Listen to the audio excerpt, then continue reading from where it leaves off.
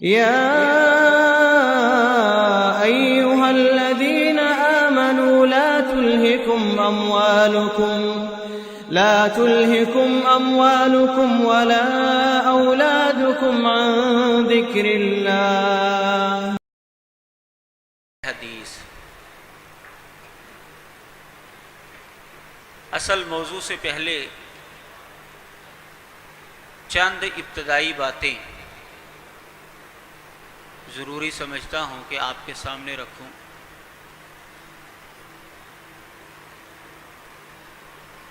مرزا غلام احمد قادیانی 1839 یا 1840 کو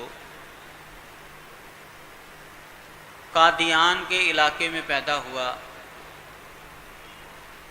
یہ لاہور سے شمال مشرق کی طرف 50 یا 55 میل دور ہندوستان کے اندر واقع ہے. ضلع گرداسپور میں یہ آتا ہے علاقہ. مرزا قادیانی خاندانی اعتبار سے انگریز نواز تھا. اس کا باپ اور اس کا بڑا بھائی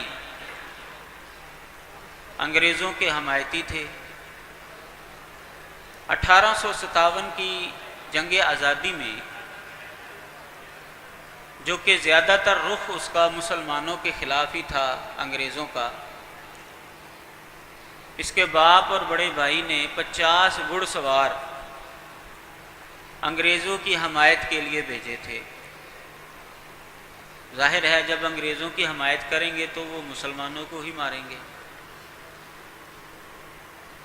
انگریزوں کی حمایت کے اندر اور جہاد کی مخالفت میں مرزا قادیانی نے اتنی کتابیں لکھی ہیں، بقول اس کے 50 الماریاں جو ہیں وہ اسے بھر سکتی ہیں.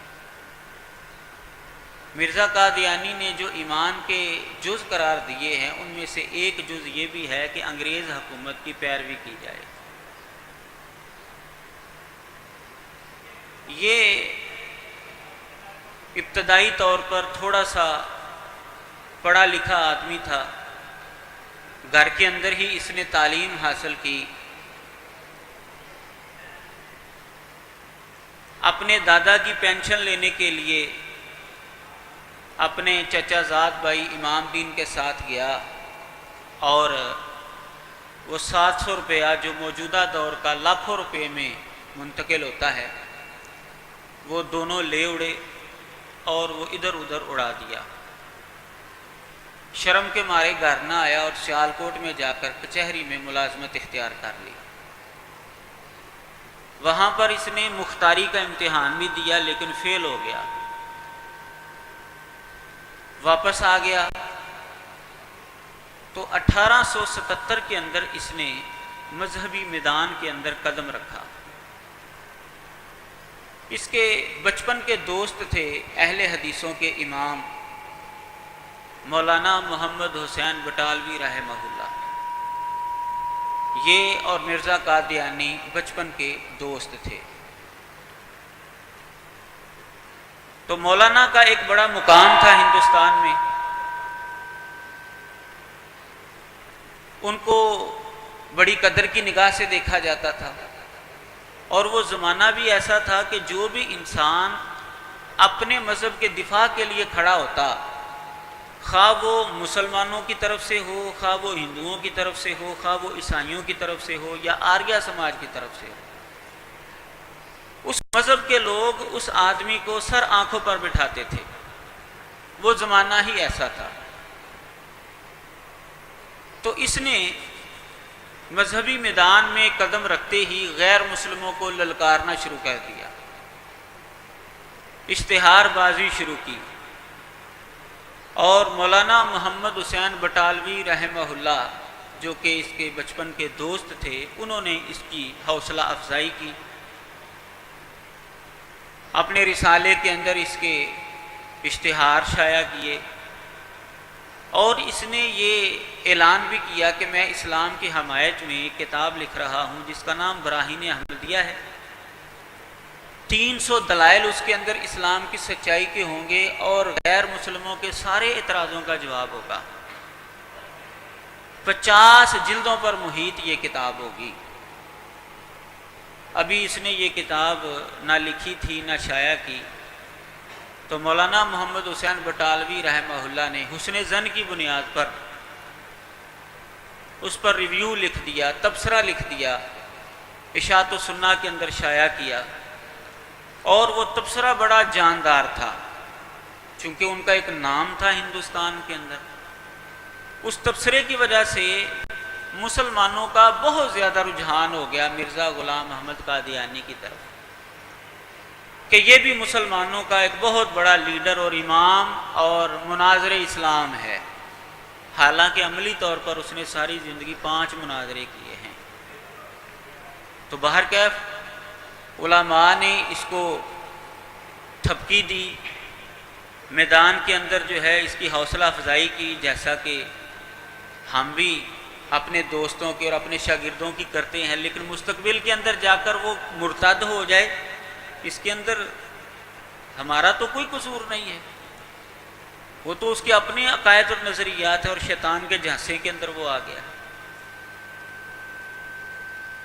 تو اس نے 1877 کے اندر مذہبی میدان کے اندر قدم رکھا، اور 5 سال تک 1882 تک اس نے کوئی ایسی چینجنگ نہیں کی جس کی وجہ سے اس کے بارے میں علماء جو ہیں وہ متنبہ ہو سکیں، کوئی ان کے ذہنوں کے اندر کھٹکا پیدا ہو سکے کہ یہ بندہ آگے جا کر تنگ کرے گا۔ 1882 کے اندر براہینی احمدیہ کی 3ری جلد شائع ہوئی، تو اس کے اندر پہلی دفعہ اس نے اپنے عقائد کے اندر چینجنگ کی، اپنے آپ کو ملہم قرار دے دیا، میری طرف الہام ہوتا ہے، اس طرح کے دعوے اس نے شروع کر دیے۔ مجھے اللہ نے جو ہے وہ عیسیٰ بن مریم کہہ کر پکارا ہے، مجھے اللہ نے موسیٰ کہہ کر پکارا ہے، مختلف انبیاء کے نام اس نے اپنے رکھنے شروع کر دیے۔ کئی علماء اس زمانے کے اندر جو ہے وہ پریشان ہو گئے کہ یہ بندہ مستقبل کے اندر جا کر لگتا ہے نبوت کا دعویٰ کرے گا۔ ان میں ایک شخصیت اہل حدیثوں کے بہت بڑے استاذ، عالم دین، محدث، جن کو استاذ پنجاب کہا جاتا ہے، حافظ عبد المنان وزیر آبادی رحمہ اللہ بھی شامل تھے۔ ان کو بھی یہ کھٹکا ہو گیا تھا کہ یہ بندہ مستقبل کے اندر جا کر لگتا ہے نبوت کا دعویٰ کرے گا۔ تو بہرکیف 1882 کے اندر اس نے پہلی دفعہ اپنے عقائد کے اندر چینجنگ کی، تبدیلی کی۔ 1899 میں اس نے لدھیانہ میں لوگوں سے بیعت لی اور اپنی الگ جماعت جو ہے وہ بنا لی، اپنے آپ کو اس نے مجدد، اس صدی کا مجدد جو ہے وہ قرار دے دیا، مصلح قرار دے دیا، محدث کہنا شروع ہو گیا اپنے آپ کو بمعنی ملہم۔ 1891 جنوری کے اندر اس نے حیات مسیح کا انکار کر دیا، اور اس نے کہا کہ عیسیٰ علیہ السلام فوت ہو چکے ہیں، اور حدیثوں کے اندر جس شخصیت کے آنے کا تذکرہ وہ میں ہوں۔ 1891 میں ہی مولانا محمد حسین بٹالوی رحمہ اللہ نے اس کو سمجھانے کی کوشش کی، خط و کتابت کی، اس کے ساتھ اس کے عقائد اور نظریات کے اوپر پکڑ کی، حجت تمام کی۔ جب اس نے جواب دینا بند کیا، اس نے پھر جواب دینا جب ختم کر دیا ان کے سوالوں کا، ان کے رکے کا، تو پھر انہوں نے باقاعدہ ایک سوال نامہ ترتیب دیا، اپنے شیخ اور استاذ شیخ الکل سید نذیر حسین محدث دہلوی رحمہ اللہ کے پاس جا کر ان سوالوں کا جواب لیا، اور انہوں نے تفصیلی فتویٰ جو ہے لکھا کہ جس آدمی کے یہ عقائد اور نظریات ہوں وہ انسان دائرہ اسلام سے خارج ہوتا ہے، اور مرزا قادیانی کے یہ عقائد و نظریات ہیں، لہذا اس کا اسلام کے ساتھ کوئی تعلق نہیں۔ پھر یہ فتویٰ انہوں نے ہندوستان کے مختلف علماء کے پاس بھیجا، جہاں تک وہ خود جا سکتے تھے ان کو دکھایا، جہاں پر وہ نہیں جا سکتے تھے مرزے کی کتابیں بھیجی اور یہ فتویٰ بھیجا۔ تو ہندوستان کے چوٹی کے تقریباً 200 علماء نے، ہر مسلک کے علماء نے دستخط کیے، اور 1891 کے اندر ہی مرزا قادیانی نے جس سال مسیح موعود ہونے کا دعویٰ کیا تھا، وفات مسیح کا اعلان کیا تھا، حیات مسیح کا انکار کیا تھا، اسی سال اس کے اوپر متفقہ طور پر کفر کا فتویٰ جو ہے وہ لگ گیا تھا، اور مرزا قادیانی سے بڑا چی بچی ہوا تھا اور بڑا پریشان ہوا تھا اس سے۔ اس کی کتابوں کے اندر یہ بات موجود ہے۔ پھر اس نے عقائد و نظریات کے اندر جو ہے وہ بالکل ایسی تبدیلی کی کہ جس کا اسلام کے ساتھ کوئی تعلق نہیں ہے۔ کبھی یہ نبوت کا دعویٰ کرتا، کبھی پیچھے ہٹ جاتا۔ اسی گو مگو صورت کے اندر 1901 میں اس نے کھل کر نبوت کا دعویٰ کیا، اور 26 مئی 1908 کو یہ لاہور میں ہی برانتھر روڈ پر احمدیہ بلڈنگ کے اندر جو ہے یہ جہنم واصل ہو جاتا ہے۔ اور یہ موت بھی اس کی منہ مانگی موت تھی۔ شیخ الاسلام مولانا ثناء اللہ امرسری رحمہ اللہ سے تنگ آ گیا تھا یہ، اور اس نے کہا تھا کہ تیرے رسالے کے اندر مجھے ہمیشہ چور اور ٹھگ کہہ کر پکارا جاتا ہے، اور مجھے بڑا برا بلا کہا جاتا ہے۔ اگر میں واقعی اس طرح ہوں تو میں اللہ سے دعا کرتا ہوں کہ میں تیری زندگی کے اندر مر جاؤں، اور اگر میں سچا ہوں اور تو جھوٹا ہے تو تو میری زندگی کے اندر مر جائے، اور مرے یا طاعون کی بیماری سے یا ہیضے کی موت، ہیضے سے بندہ مرے، ویسے نہ مرے۔ تو اللہ کی شان ہے کہ 1 سال بعد ہی، یہ 1907 کے اندر اس نے یہ بد دعا کی تھی، اور اگلے سال ہی 26 مئی 1908 کو یہ ہیضے کی وجہ سے ہی مرا ہے۔ حیات ناصر اس کے سسر کے حالات زندگی پر کتاب ہے، میر ناصر نواب، اس کے صفحہ نمبر 14 پر جو ہے یہ بات موجود ہے کہ جس صبح کو یہ مرا تھا اس سے پہلی رات کو، رات کے وقت یہ میر ناصر نواب کہتا ہے میں اپنی جگہ پر جا کر سو چکا تھا، اور مجھے کسی نے اٹھایا کہ حضرت صاحب بلا رہے ہیں۔ میں گیا تو مجھے انہوں نے مخاطب کیا، میر صاحب وبائی ہیضہ عود آیا ہے، لوٹ آیا ہے وبائی ہیضہ۔ بس اس کے بعد پھر کوئی صاف بات نہیں کی، حتیٰ کہ دوسری صبح تقریباً 10:15 بجے کے قریب جو ہے مرزا قادیانی جو ہے اس دنیا سے چلا جاتا ہے۔ تو اس کی موت بھی قادیانیوں کے لیے عبرت کا نشان ہے، اس کی پیدائش بھی اور اس کی موت بھی۔ موت کے بارے میں تو بتا دیا، اور پیدائش اس کی جو ہے وہ 1839 یا 40 میں ہوئی ہے، اور موت اس کی 1908 میں ہوئی ہے۔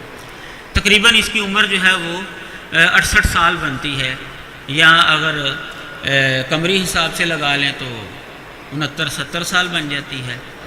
تو اس اعتبار سے جو ہے مرزا قادیانی پھر بھی جھوٹا ثابت ہو، کیونکہ اس نے کہا ہے مجھے اللہ نے الہام کیا ہے کہ تیری عمر 80 سال ہوگی، 5-6 سال کم یا 5-6 سال زیادہ ہوگی، 74 سال ہوگی یا 86 سال، 74 اور 86 کے درمیان اس کی زندگی ہوگی، اور یہ مر جاتا ہے 70 سال سے پہلے۔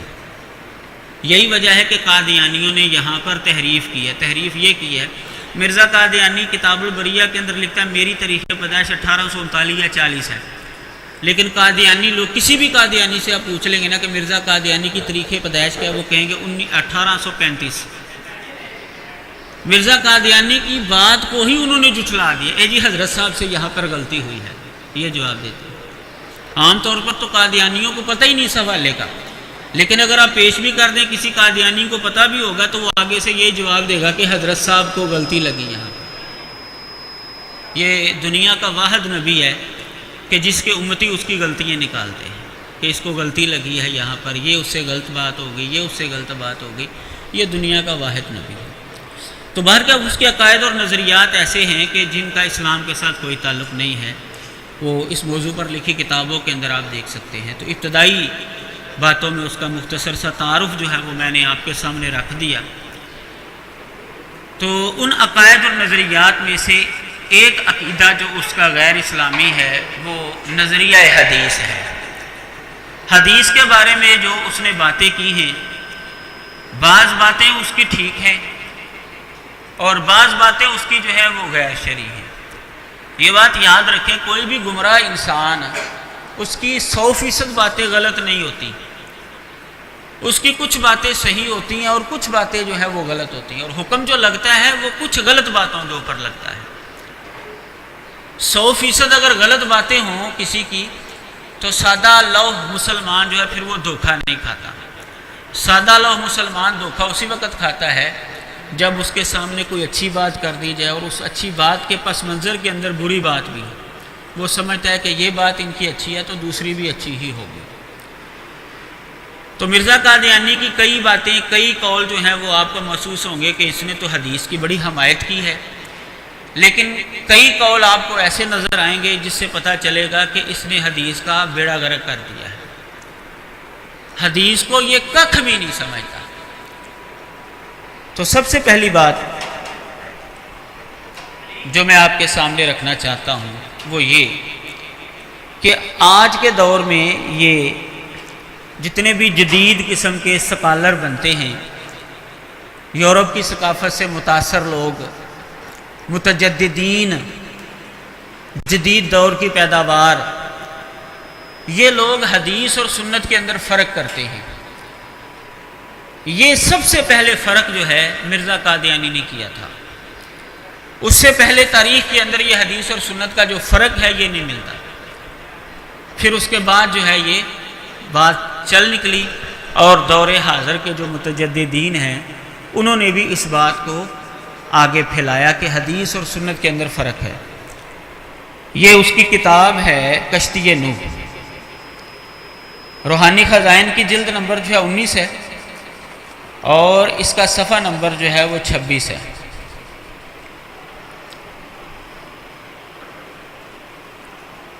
یہاں پر جو ہے مرزا قادیانی نے یہ بات لکھی ہے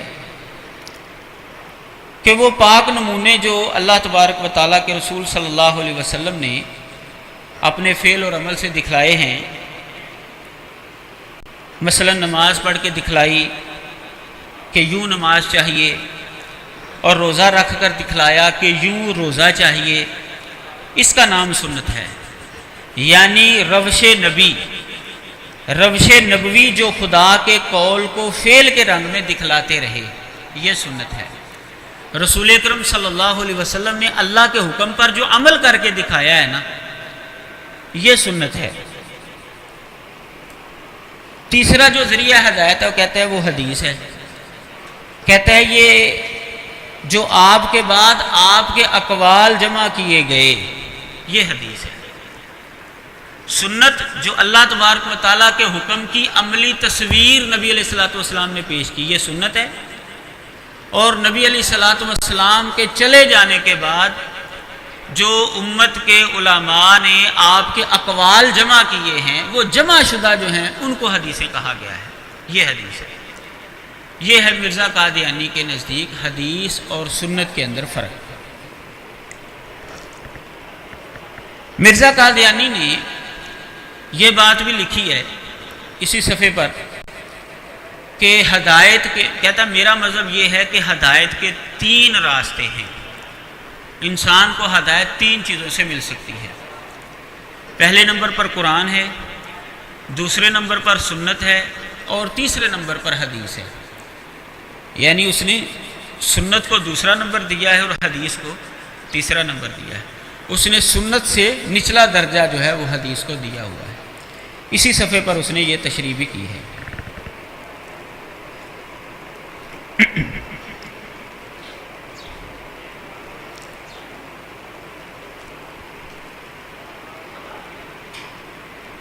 مرزا قادیانی کے زمانے کے اندر ہی 1902 میں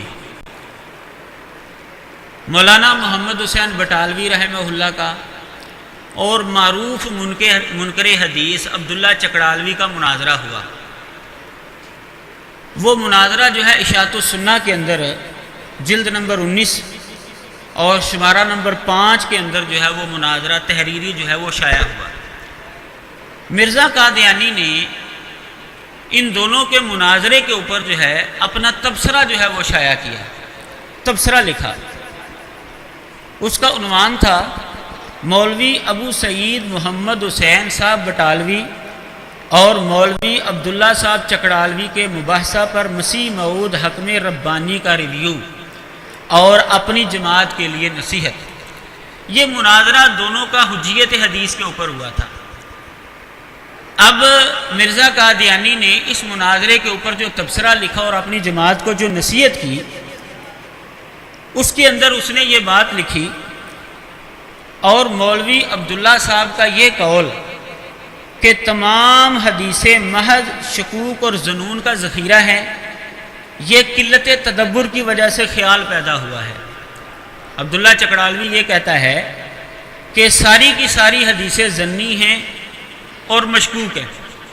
تو مرزا قادیانی نے اس کے اوپر تبصرہ کیا کہ یہ مولوی عبداللہ چکڑالوی کا قول جو ہے یہ درست نہیں ہے، یہ قلت تدبر کی وجہ سے خیال پیدا ہوا ہے، اور اس خیال کی اصل جڑ محدثین کی ایک غلطی ہے۔ محدثین نے ایک غلط اصول بنا دیا ہے، اس اصول کو سامنے رکھ کر عبداللہ چکڑالوی کو یہ غلطی لگی ہے۔ کہتا ہے کہ اس خیال کی اصل جڑ محدثین کی ایک غلط اور نامکمل تقسیم ہے، جس نے بہت سے لوگوں کو دھوکہ دیا ہے، کیونکہ وہ یوں تو تقسیم کرتے ہیں کہ ہمارے ہاتھ میں ایک تو کتاب اللہ ہے اور دوسرے حدیث، اور حدیث کتاب اللہ پر قاضی ہے، گویا احادیث ایک قاضی یا جج کی کرسی پر بیٹھی ہیں اور قرآن ان کے سامنے ایک مستغیث کی طرح کھڑا ہے اور حدیث کے حکم کے تابع ہے۔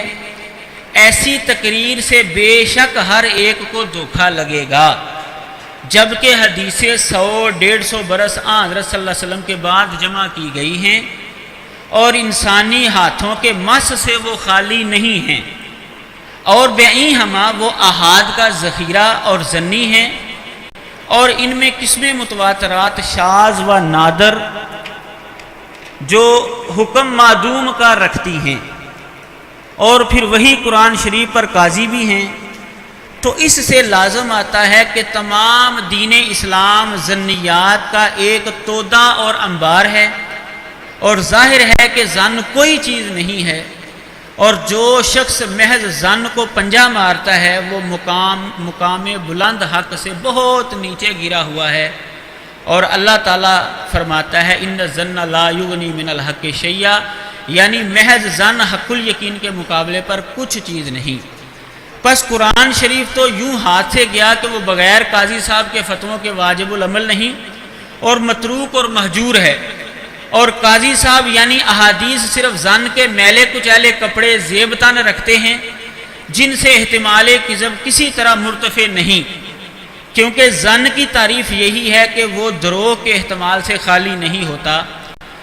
پس اس صورت میں نہ تو قرآن ہمارے ہاتھ میں رہا اور نہ حدیث اس لائق کہ اس پر بھروسہ ہو سکے، گویا دونوں ہاتھ سے گئے۔ یہ غلطی ہے جس نے اکثر لوگوں کو ہلاک کیا۔ یہی روحانی خزائن کی جلد نمبر 19 اس کا صفحہ نمبر 208 اور 209، یہاں پر اس نے یہ تفصیلی بات جو ہے کی ہے۔ کہتا ہے کہ عبداللہ چکڑالوی کو یہ جو غلطی لگی ہے یہ اصل میں محدثین کے غلط اصول کی وجہ سے، کیونکہ محدثین نے یہ کہا ہے کہ حدیث خبر واحد جو ہے وہ ظنی ہوتی ہے، اور ظن جو ہے وہ ہوتا ہے جس کے اندر جھوٹ کا احتمال ہو، اور عبداللہ چکڑالوی اور اس طرح کے دیگر لوگوں کو اس وجہ سے غلطی لگی ہے، اور انہوں نے جو ہے حدیث کا ہی انکار کر دیا ہے۔ کہتا ہے یہ محدثین کی اصل میں غلطی ہے، جبکہ آپ نے یہ پڑھ لیا ہوگا، سن لیا ہوگا کہ احادیث کے اندر جو ظن کا لفظ بولا گیا ہے وہ ظن اصطلاحی ہے، نہ کہ وہ ظن جو حق کے مقابلے میں ہوتا ہے۔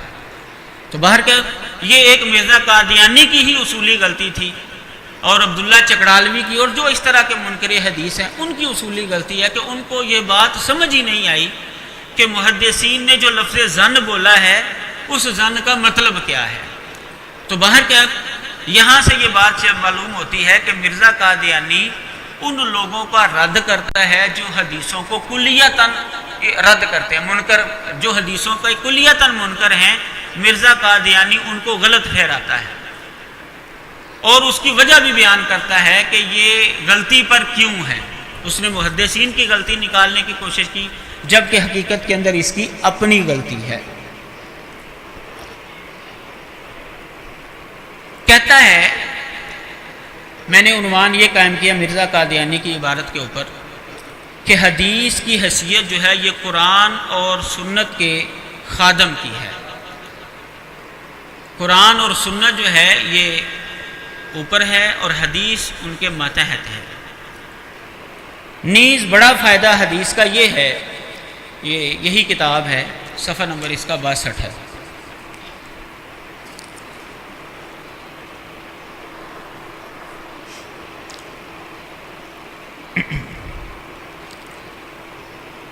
کہتا ہے کہ نیز حدیث کا جو بڑا فائدہ حدیث کا یہ ہے وہ قرآن کی خادم اور سنت کی خادم ہے. جن لوگوں کو ادب قرآن نہیں دیا گیا اور وہ اس موقع پر حدیث کو قاضی قرآن کہتے ہیں، جیسا کہ یہودیوں نے اپنی حدیثوں کی نسبت کہا، مگر ہم حدیث کو خادم قرآن اور خادم سنت قرار دیتے ہیں. حدیث جو ہے یہ سنت اور قرآن کے ماتحت ہے، نہ کہ حدیث کے ماتحت قرآن اور سنت ہے، جبکہ مسلمان تو یہ نہیں کہتے. بہرحال یہ اس کی ایک اپنا جو ہے وہ فہم ہے، اس نے محدثین کے اصول کو جس طرح بھی سمجھا. حدیث قرآن پر کیسے قاضی ہو سکتی ہے؟ قرآن اور سنت اس زمانے میں ہدایت کر رہے تھے جب کہ اس مصنوعی قاضی کا نام و نشان نہ تھا.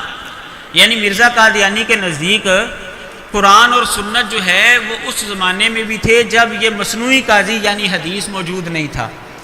یعنی اس کے نزدیک حدیث جو ہے وہ جیسا کہ پچھلے حوالے کے اندر بھی آپ نے سنا کہ 100-150 سال بعد مارد وجود کے اندر آئی ہے. جیسا کہ عام منکرین حدیث کا نظریہ ہے کہ نبی علیہ الصلوۃ والسلام کے زمانے کے اندر حدیث لکھی ہی نہیں گئی، صحابہ کے دور کے اندر حدیث لکھی ہی نہیں گئی. تو مرزا قادیانی نے بھی یہی نظریہ دیا ہے کہ حدیث جو ہے یہ عہد نبوی اور عہد صحابہ کے اندر نہیں لکھی ہوئی تھی. کہتے ہیں حدیث کیسے قرآن پر قاضی ہو سکتی ہے؟ قرآن اور سنت اس زمانے میں بھی ہدایت کر رہے تھے جب کہ اس مصنوعی قاضی کا نام و نشان نہ تھا.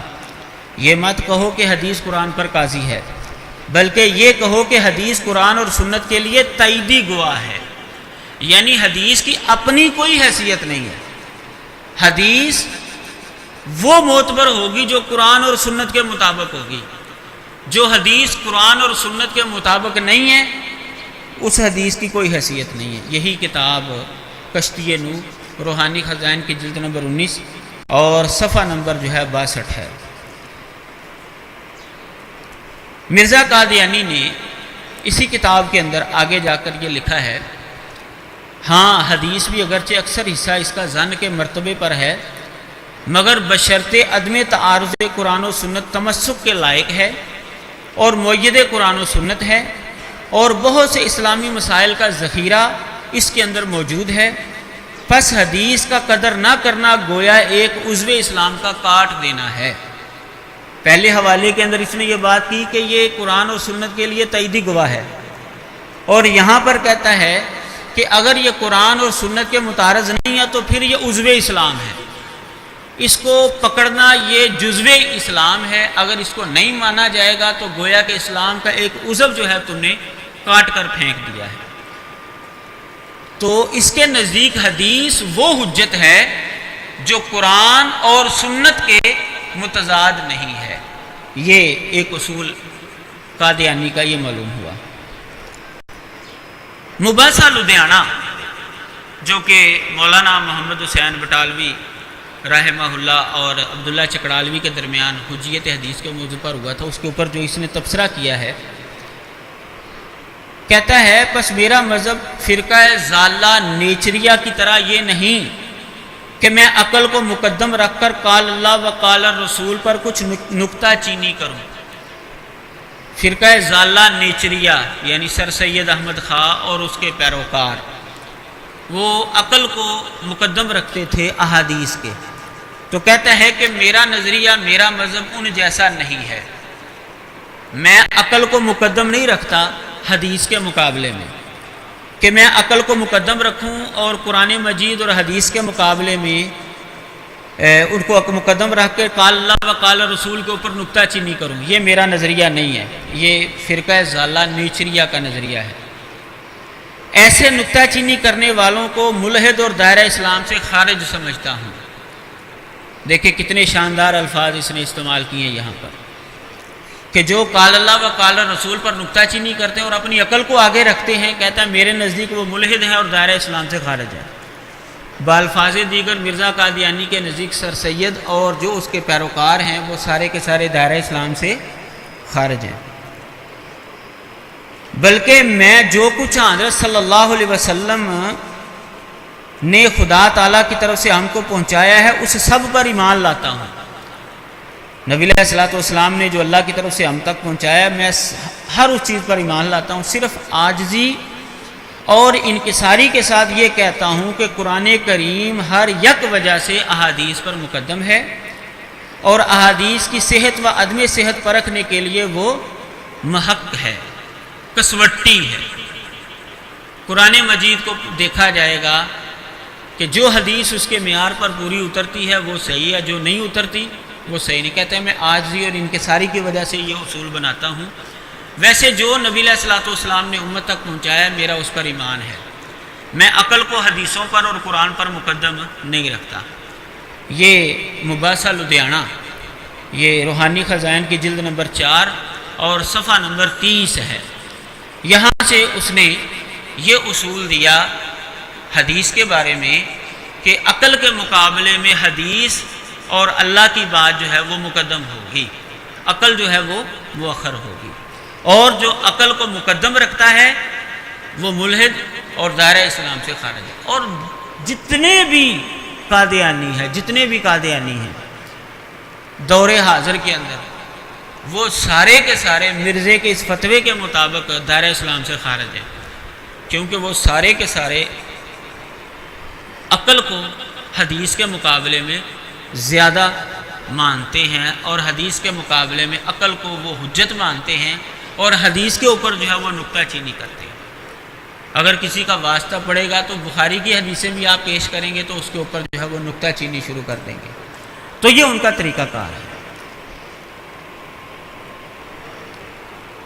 احادیث کو غیر یقینی ماننا اسلام کو نابود کرنے کے مترادف ہے، یہ میں نے اس کی عبارت کے اوپر عنوان کر، یہ میرا پورا ایک مضمون ہے، میں نے اس کو ترتیب دیا ہے، اور یہ مضمون جو ہے چھاپنے کے لیے بھی ہمارے دوست جو ہے وہ تشریف لائے ہیں، جی میں نے وہ مضمون لینا ہے رسالے میں چھاپنے میں، ٹھیک ہے جی آ جائیں آپ۔ ہمارے دوست ہیں، ہمارے شاگرد بھی ہیں، مولانا ارشد کمال صاحب، انہوں نے ایک رسالہ جو ہے وہ شائع کیا ہے، اللہ تعالیٰ ان کو جزائے خیر دے، انہوں نے رسالہ جو ہے وہ اچھی نیت سے جو ہے وہ شائع کیا ہے، اس میں خیر و برکت جو ہے وہ نازل فرمائے۔ تو یہ پورا مضمون ہے، میں نے اسی کی عبارتیں جو ہے وہ لے کر اس کے اوپر صرف اپنی طرف سے جو ہے وہ عنوان قائم کر دیے ہیں۔ تو عنوان میں نے یہ قائم کیا ہے، احادیث کو غیر یقینی ماننا اسلام کو نابود کرنے کے مترادف ہے۔ یہ مرزا قادیانی کی عبارت سے یہ نتیجہ نکلتا ہے۔ اس کی کتاب ہے شہادت القرآن، وہ جلد نمبر جو ہے اس کی 6 ہے، روحانی خزائن کی، یہ میرے سامنے موجود ہے، یہ کافی لمبا مضمون ہے، تو میں یہاں سے پڑھ کر آپ کو سنا دیتا ہوں۔ غرض ایسا خیال کرنا کہ احادیث کے ذریعے کوئی یقینی اور قطعی صداقت ہمیں مل ہی نہیں سکتی، گویا اسلام کا بہت سا حصہ اپنے ہاتھ سے نابود کرنا ہے۔ شہادت القرآن، روحانی خزائن کی جلد نمبر 6 اور صفحہ نمبر 300، یہاں پر اس نے یہ بات لکھی ہے کہ اگر یہ سمجھ لیا جائے نا کہ حدیثوں کے ذریعے ہمیں کوئی یقینی خبر مل ہی نہیں سکتی، کہتا ہے کہ گویا کہ پھر ہم نے اسلام کا بہت سا حصہ جو ہے وہ ختم کر دیا ہے، گرا دیا ہے، یعنی حدیثوں کے ذریعے ہمیں کئی یقینی چیزیں بھی ملتی ہیں۔ یہ مرزا قادیانی کا اس قول کا یہ مطلب ہے۔ آگے جو اس کی عبارت میں نے نقل کیا اس کے اوپر عنوان میں نے یہ قائم کیا ہے، دین کی تمام تفصیلات احادیث سے ملتی ہیں۔ اگر یہی بات سچ ہے کہ اہل اسلام کے پاس بجز قرآن کریم کے جس قدر اور منقولات ہیں وہ تمام ذخیرہ کذب اور جھوٹ اور افطراء اور ظنون اور اوہام کا ہے، تو پھر شاید اسلام میں سے کچھ تھوڑا ہی حصہ باقی رہ جائے گا۔ وجہ یہ ہے کہ ہمیں اپنے دین کی تمام تفصیلات احادیث نبویہ کے ذریعے سے ملی ہیں۔ کہتا ہے کہ اگر یہ سمجھ لیا جائے نا کہ مسلمانوں کے پاس صرف قرآن ہے اور قرآن کے علاوہ اور کچھ بھی نہیں ہے، جتنی بھی منقولات ہیں، جتنی بھی چیزیں جو ہیں وہ منقول ہوئی ہیں، وہ ساری کی ساری ظنی ہیں، مشکوک ہیں، وہمی ہیں، جھوٹی ہیں، تو پھر اس کا مطلب یہ ہے کہ ہم نے اسلام کو جو ہے بہت ہی تھوڑا سا جو ہے وہ اپنے پاس رکھا ہے، زیادہ حصہ اسلام کا ہم نے چھوڑ دیا۔ کیوں؟ کہ ہمیں اپنے دین کی تمام تفصیلات احادیث نبویہ کے ذریعے سے ملتی ہیں۔ مثلا یہ نماز جو 5 وقت ہم پڑھتے ہیں وہ قرآن مجید سے اس کی فرضیت ثابت ہوتی ہے، مگر یہ کہاں ثابت ہوتا ہے کہ صبح کی 2 رکعت فرض اور 2 رکعت سنت ہیں، اور پھر ظہر کی 4 رکعت فرض اور 4 اور 2 سنت، مغرب کی 3 رکعت فرض اور پھر عشاء کی 4، ایسے ہی زکوٰۃ کی تفاصیل معلوم کرنے کے لیے کیا کل احادیث کے محتاج ہیں؟ ایسے ہی زکوٰۃ کی تمام تفاصیل معلوم کرنے کے لیے احادیث کے محتاج ہیں ہم، کہتے ہیں ہم ساری تفصیل معلوم کرنے کے لیے احادیث کے محتاج ہیں۔ اسی طرح ہزارہ جزیات ہیں جو عبادات اور معاملات اور عقود وغیرہ کے متعلق ہیں اور ایسی مشہور ہیں کہ ان کا لکھنا صرف وقت کا ضائع کرنا ہے۔ کہتا ہے اتنی تفصیلیں ہیں کہ میں اگر وہ لکھنا شروع کر دوں تو وقت ضائع ہوگا اور بات کو طول دینا ہے۔ اختصار کے طور پر بس یہ بات سمجھ لو کہ قرآن مجید نے بعض احکامات کا حکم دیا ہے، لیکن ان کے اوپر عمل کیسے کرنا ہے یہ چیزیں ہمیں حدیثوں نے بتائی ہیں۔ تو اگر ہم حدیثوں کو چھوڑ دیں گے تو قرآن کا، اسلام کا اکثر حصہ جو ہے وہ ہم اپنے ہاتھ سے گنوا بیٹھیں گے۔ یہ بات بھی اس نے بڑی شاندار کی ہے۔ تو اس سے یہ بات معلوم ہو رہی ہے کہ مرزا قادیانی نے نظریہ حدیث کے تحت یہ بات کی ہے کہ حدیثوں کو ماننا لازمی ہے، اس کے بغیر اسلام کے اوپر عمل نہیں ہو سکتا۔ یہ اسلام کے اوپر عمل اگر کرنا ہے تو حدیثوں کو ساتھ لے کر چلنا پڑے گا۔ یہ مرزا قادیانی نے اس عبارت کے اندر یہ مسئلہ بتایا ہے۔ احادیث کا استخفاف اور توہین کرنا ہرگز درست نہیں۔ کہتا ہے کہ حدیثوں کی توہین کرنا اور ان کا استخفاف کرنا، کہتا ہے یہ درست نہیں ہے۔ اس کی ایک عربی تصنیف ہے، اس کے اندر جو ہے اس نے یہ بات لکھی ہے وَأَلَّا نَنظُرَ إِلَى الْأَحَادِيثِ بِنَظْرِ الْإِسْتِخْفَافِ وَالتَّوْهِينِ بَلْ نَحْنُ نَشْكُرُ أَئِمَّةَ الْمُحَدِّثِينَ وَنَحْمَدُهُمْ عَلَى سَعْيِهِمْ وَلَا شَكَّ أَنَّ لِلْأَحَادِيثِ شَأْنًا عَظِيمًا۔ کہتے ہیں حمامۃ البشریٰ اس کی کتاب ہے، روحانی خزائن کی جلد نمبر 7 اور صفحہ نمبر 218 ہے۔ کہتے ہیں ہم احادیث کو استخفاف اور توہین کی نگاہ سے نہیں دیکھتے، بلکہ ائمہ محدثین کے جد و جہد و کوشش پر ان کے شکر گزار ہیں۔ بلا شک احادیث کی بہت بڑی شان و عظمت ہے۔ یہاں پر اس نے محدثین کی جد و جہد اور کوشش کی تعریف کی ہے، اور اس نے کہا ہے کہ احادیث کی ہم توہین نہیں کرتے، احادیث کو ہم عزت کی نگاہ سے دیکھتے ہیں کیونکہ حدیثوں کی بڑی شان اور عظمت ہے۔ یہاں پر اس نے یہ بات کی ہے۔ احادیث کو ردی کی طرح نہیں پھینکنا۔ منکرین حدیث کا رد کرتے ہوئے کہتا ہے قرآن کریم کو اپنا پیشوا پکڑو اور ہر ایک بات میں اس سے روشنی حاصل کرو، اور حدیثوں کو بھی ردی کی طرح مت پھینکو کہ وہ بڑی کام کی ہیں اور بڑی محنت سے ان کا ذخیرہ تیار ہوا ہے۔ تذکرۃ الشہادتین اس کی کتاب ہے، روحانی خزائن کی جلد نمبر 20 اور صفحہ نمبر 64 ہے۔ اب آگے اس کا قول سماعت فرمائیں۔ حدیث نبوی کے مقابل قول صحابی پر اصرار کفر تک پہنچا سکتا ہے۔ یہ اس کے قول کے اوپر میں نے عنوان قائم کیا ہے۔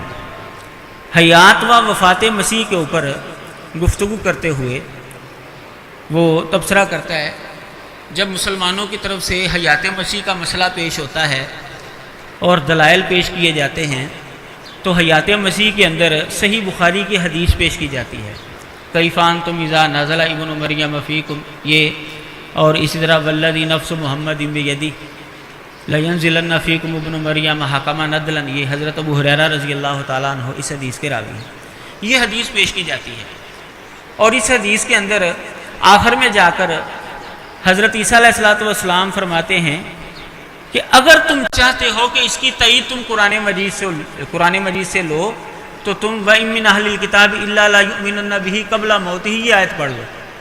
اس آیت کے اندر عیسیٰ علیہ السلام کے نزول کا تذکرہ ہے۔ حضرت ابو ہریرہ رضی اللہ تعالیٰ عنہ کا یہ عقیدہ ہے، یہ صحیح بخاری کے اندر یہ بات موجود ہے۔ اب حضرت ابو ہریرہ رضی اللہ تعالیٰ عنہ کی اس حدیث کا جواب اس کے پاس کوئی نہیں، تو اس نے 2 طرح سے جواب دیا اس کا۔ ایک یہ کہ ابو ہریرہ جو تھا نا یہ غبی تھا، کم فہم انسان تھا، وہی جو حنفی لوگ کہتے ہیں، اسی طرح کی بات مرزا قادیانی نے بھی کہہ دی کہ ابو ہریرہ جو ہے اس پہ درایت میں سے اس کے پاس کچھ بھی نہیں تھا، یہ صرف روایت کرنی تو جانتا تھا لیکن درایت میں اس کے پاس کچھ بھی نہیں۔ اور دوسرا اس نے یہ کہا چونکہ اس نے وفات مسیح کا مسئلہ اپنے خیال کے مطابق قرآن مجید سے ثابت کیا، 30 آیتیں جو ہے اس نے کہا جی 30 آیتیں ہیں جس سے وفات مسیح ثابت ہوتی ہے، تو اب اس پر تبصرہ کرتا ہے حضرت ابو ہریرہ رضی اللہ تعالیٰ عنہ کے اس قول کے اوپر تبصرہ کرتا ہے، کہتا ہے تو اس صورت میں محض ابو ہریرہ کا اپنا قول رد کرنے کے لائق ہے، کیونکہ وہ حضرت صلی اللہ علیہ وسلم کے فرمودہ کے مقابل پر ہیچ اور لغو ہے اور اس پر اصرار کرنا کفر تک پہنچا سکتا ہے۔ زمیمہ براہین احمدیہ حصہ پنجم، روحانی خزائن کی جلد نمبر 21 اور صفحہ نمبر 410 کہتے ہیں حضرت ابو ہریرہ رضی اللہ تعالیٰ عنہ کا قول جو ہے یہ رد کرنے کے لائق ہے، اور نبی علیہ الصلوۃ والسلام کے قول کے مقابلے میں اس کی کچھ بھی حیثیت نہیں، محض ہیچ اور لغو ہے۔ اور اگر کوئی ان کے قول پر اصرار کرے گا نا کہ انہوں نے حیات مسیح مانی ہے، انہوں نے حیات مسیح کا مسئلہ بیان کیا، اگر کوئی اصرار کرے گا تو ہو سکتا ہے وہ بندہ کفر کی حد تک چلا جائے، یعنی گو کہ اس نے یہ بات اپنے مطلب کے لیے کی ہے، لیکن اس عبارت سے حدیث کے بارے میں اس کا یہ نظریہ جو ہے سامنے آیا کہ اگر کوئی انسان نبی علیہ الصلوۃ والسلام کی حدیث کے مقابلے میں کسی صحابی کے قول پر بضد ہو جائے، وہ بندہ کفر کی حد تک جا سکتا ہے، اس کے اوپر کفر کا فتویٰ لگ سکتا ہے کہ وہ نبی علیہ السلام کی حدیث کے مقابلے میں ایک صحابی کا قول جو ہے اس کو تقویت دے رہا ہے اور اسی پر بضد ہے کہ نہیں میں اسی کو مانوں گا۔ تو اسی پر ہم قیاس کرتے ہوئے یہ بھی کہہ سکتے ہیں کہ مرزے کے مطابق پھر جو صحابی سے نچلے درجے کے لوگ ہیں، اگر کوئی ان کی بات پر جو ہے وہ بضد ہو جائے اور نبی علیہ الصلوۃ والسلام کی حدیث کو ترک کر دے اور کہے کہ نہیں جی حدیث کو ہم نہیں مانیں گے، اسی کا قول مانیں گے، تو وہ تو بلولا جو ہے وہ کفر کی حد تک چلا جائے گا مرزا قادیانی کے اس قول کے مطابق۔ اور قادیانیوں کے اندر جو ہے یہ بیماری پائی جاتی ہے، حدیث جب ان کے خلاف آتی ہے تو وہ فوراً اس کا جو ہے وہ رد کر دیتے ہیں، وہ اپنے خلیفے کی بات کو یا مرزے کی بات کو یا اپنی عقل کو جو ہے وہ آگے لے آتے ہیں، یا کوئی قول جو ہے وہ اس کو سامنے لے آتے ہیں۔ یہ قادیانیوں کا وتیرہ ہے۔ تو مرزا قادیانی کے اس قول کے مطابق قادیانی جو یہ حرکت کرتا ہے وہ کفر کی حد تک جو ہے وہ جا سکتا ہے۔ احادیث یقین کا فائدہ کب دیں گی؟ مرزا قادیانی کے نزدیک حدیثیں جو ہیں وہ چونکہ ظنی ہیں، کہتا ہے یہ یقین کا بھی فائدہ دیتے ہیں، لیکن کب؟ احادیث ظنی ہیں، البتہ وہ حصہ جو تعامل مومنین سے ثابت ہو اس کا رتبہ بڑھ جاتا ہے۔ تحفہ بغداد اس کی کتاب ہے، روحانی خزائن کی جلد نمبر 7 اور صفحہ نمبر 33 ہے۔ کہتا ہے کہ جو حدیثیں تعامل مومنین کے ساتھ تقویت حاصل کر جائیں، امت کے اندر ان پر عمل ہوتا چلا آ رہا ہے، تو ایسی حدیثوں کا رتبہ جو ہے وہ ظن سے بڑھ جاتا ہے۔ نزول عیسیٰ علیہ السلام کے متعلق جو احادیث ہیں ان کے اوپر تبصرہ کرتے ہوئے کہتا ہے اگرچہ یہ سچ ہے کہ اکثر ہر یک حدیث اپنی ذات میں مرتبہ احاد سے زیادہ نہیں، یعنی یہ نزول عیسیٰ کی جو حدیثیں ہیں یہ الگ الگ طور پر جو ہیں ہر ایک جو ہے وہ حدیث واحد خبر واحد ہی ہے، مگر اس میں کچھ بھی کلام نہیں کہ جس قدر طرق متفرقہ کی روح سے احادیث نبویہ اس بارے میں مدون ہو چکی ہیں، ان سب کو یکجائی نظر کے ساتھ دیکھنے سے بلا شبہ اس قدر قطعی اور یقینی طور پر ثابت ہوتا ہے کہ ضرور آن حضرت صلی اللہ علیہ وسلم نے مسیح موعود کے آنے کی خبر دی ہے۔ اور پھر جب ہم ان احادیث کے ساتھ جو اہل سنت و جماعت کے ہاتھ میں ہیں ان احادیث کو بھی ملاتے ہیں جو دوسرے فرقے اسلام کے مثلا شیعہ وغیرہ ان پر بھروسہ رکھتے ہیں، تو اور بھی اس تواتر کی قوت اور طاقت ثابت ہوتی ہے۔ اور پھر اس کے ساتھ جب صدہ کتاب متصوفین کی دیکھی جاتی ہیں تو وہ بھی اسی کی شہادت دے رہی ہیں، یعنی کہ مسیح موعود نے قیامت کے قریب آنا ہے۔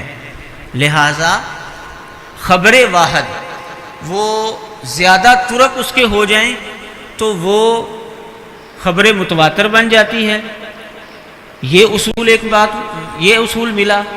اور اگر خبر واحد کے ساتھ دوسرے جو فرقے ہیں، جو دوسرے فرقوں کی حدیثیں ہیں، شیعہ وغیرہ اور صوفی جو ہیں ان کی کتابوں کے اندر وہ بھی اگر مل جائیں تو پھر بھی خبر واحد کو تقویت حاصل ہو جائے گی، یعنی خبر واحد جو ہے وہ ہے تو ظنی لیکن اس کو تقویت حاصل ہو جائے گی تعامل مومنین سے۔ امت کے اندر وہ مسلسل عمل چلتا آ رہا ہے، اس کو تقویت حاصل ہو جائے گی کثرت ترک سے، اس کو تقویت حاصل ہو جائے گی دیگر گواہیوں سے، دوسرے فرقوں کی جو روایات ہیں اور دوسرے فرقوں کے جو نظریات ہیں ان سے بھی خبر واحد کو تقویت حاصل ہو جاتی ہے اور وہ خبر متواتر کے درجے پر پہنچ جاتی ہے۔ یہ بات اس نے کی ہے شہادت القرآن، اس کی کتاب ہے، روحانی خزائن کی جلد نمبر 6 اور صفحہ نمبر 298 ہے۔